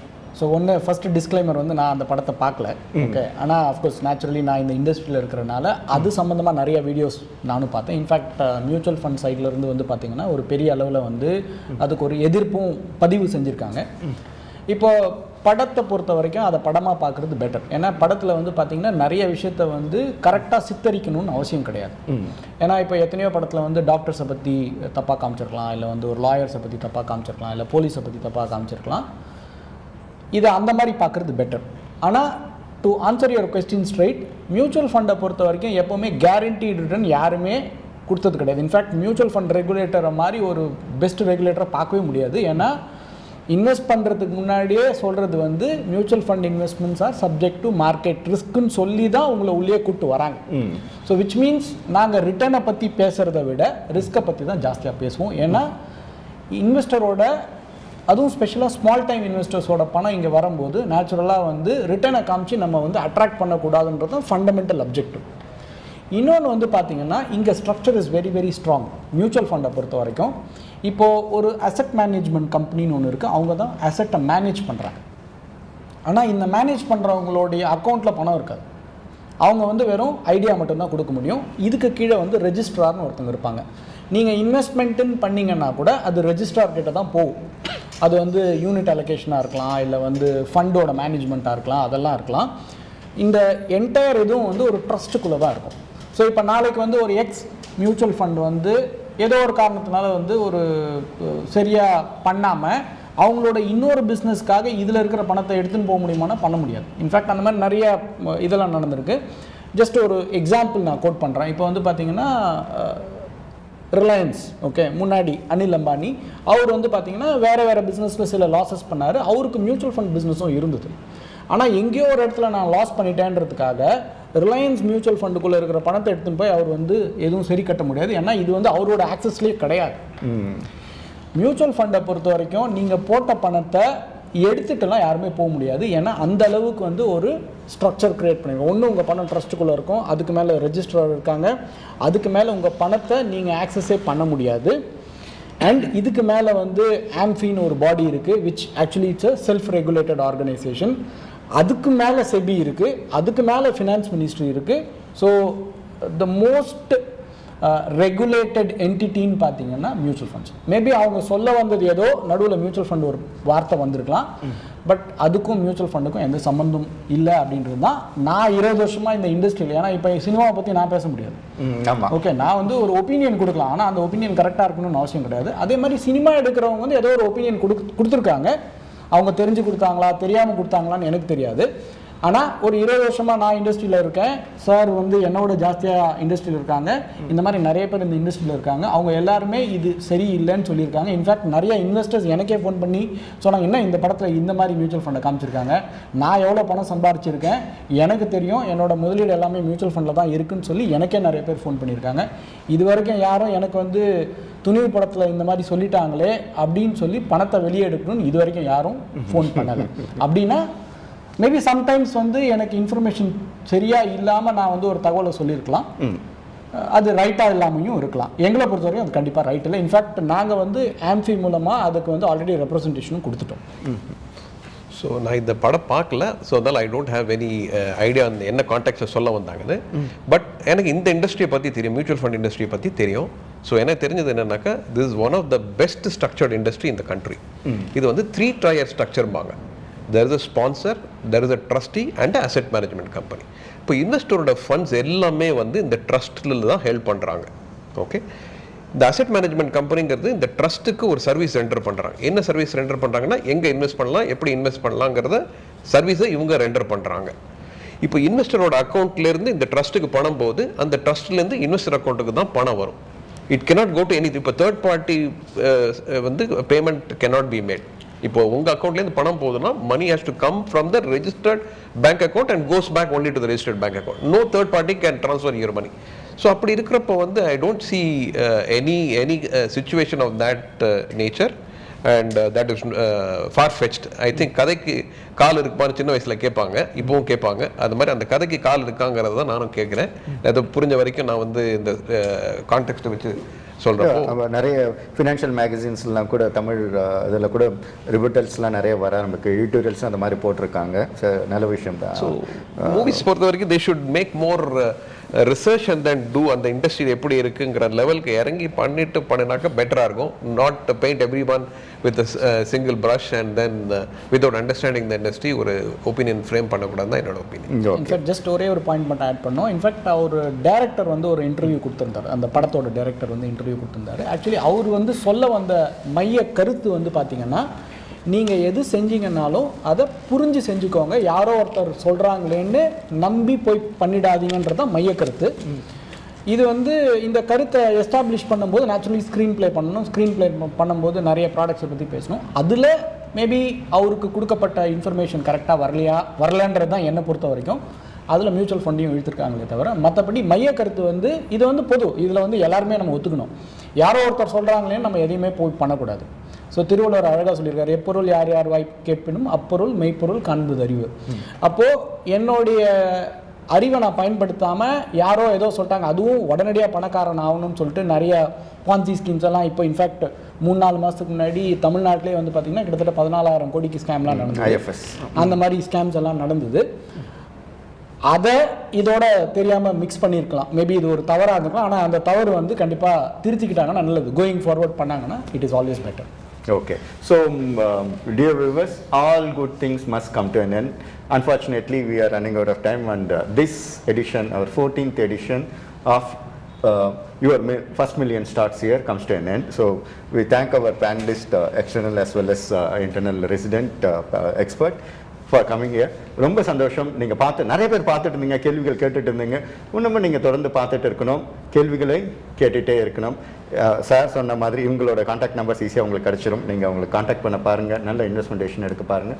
இதை தவிர்த்து ட்ரேடிங் அண்ட் இன்வெஸ்ட்மெண்ட் பற்றி உங்களுக்கு ஏதாவது தெரிஞ்சுக்கணுன்னா நம்பர்ஸ் ஆர் அவைலபிள், ப்ளீஸ் எங்களை கான்டாக்ட் பண்ணுங்கள். தென் எங்களுக்கு யூடியூப் சேனல்ஸ்லாம் இருக்குது. Zebu, of course, இந்த சேனலில் இருக்குது. தென் Zebu ஸ்கூல் அண்ட் LMS இருக்குது. இதெல்லாம் போய் பார்த்தீங்கன்னா உங்களுக்கு எப்படி இன்வெஸ்ட் பண்ணலாம், என்ன பண்ணலாம், என்ன பண்ணக்கூடாதுன்ற விஷயங்கள் எல்லாமே, அப்புறம் இந்த ரெகுலேஷன் பற்றி அதெல்லாமே இருக்குது. ஸோ தொடர்ந்து எங்களுக்கு ஆதரவு கொடுத்துட்டே இருங்க. நல்லவை பல விஷயங்கள் நல்ல விஷயங்களாக பண்ணுவோம். தேங்க்யூ. சுரேஷ்குமார் உங்களிருந்து விடைபெறுவது. தேங்க்யூ.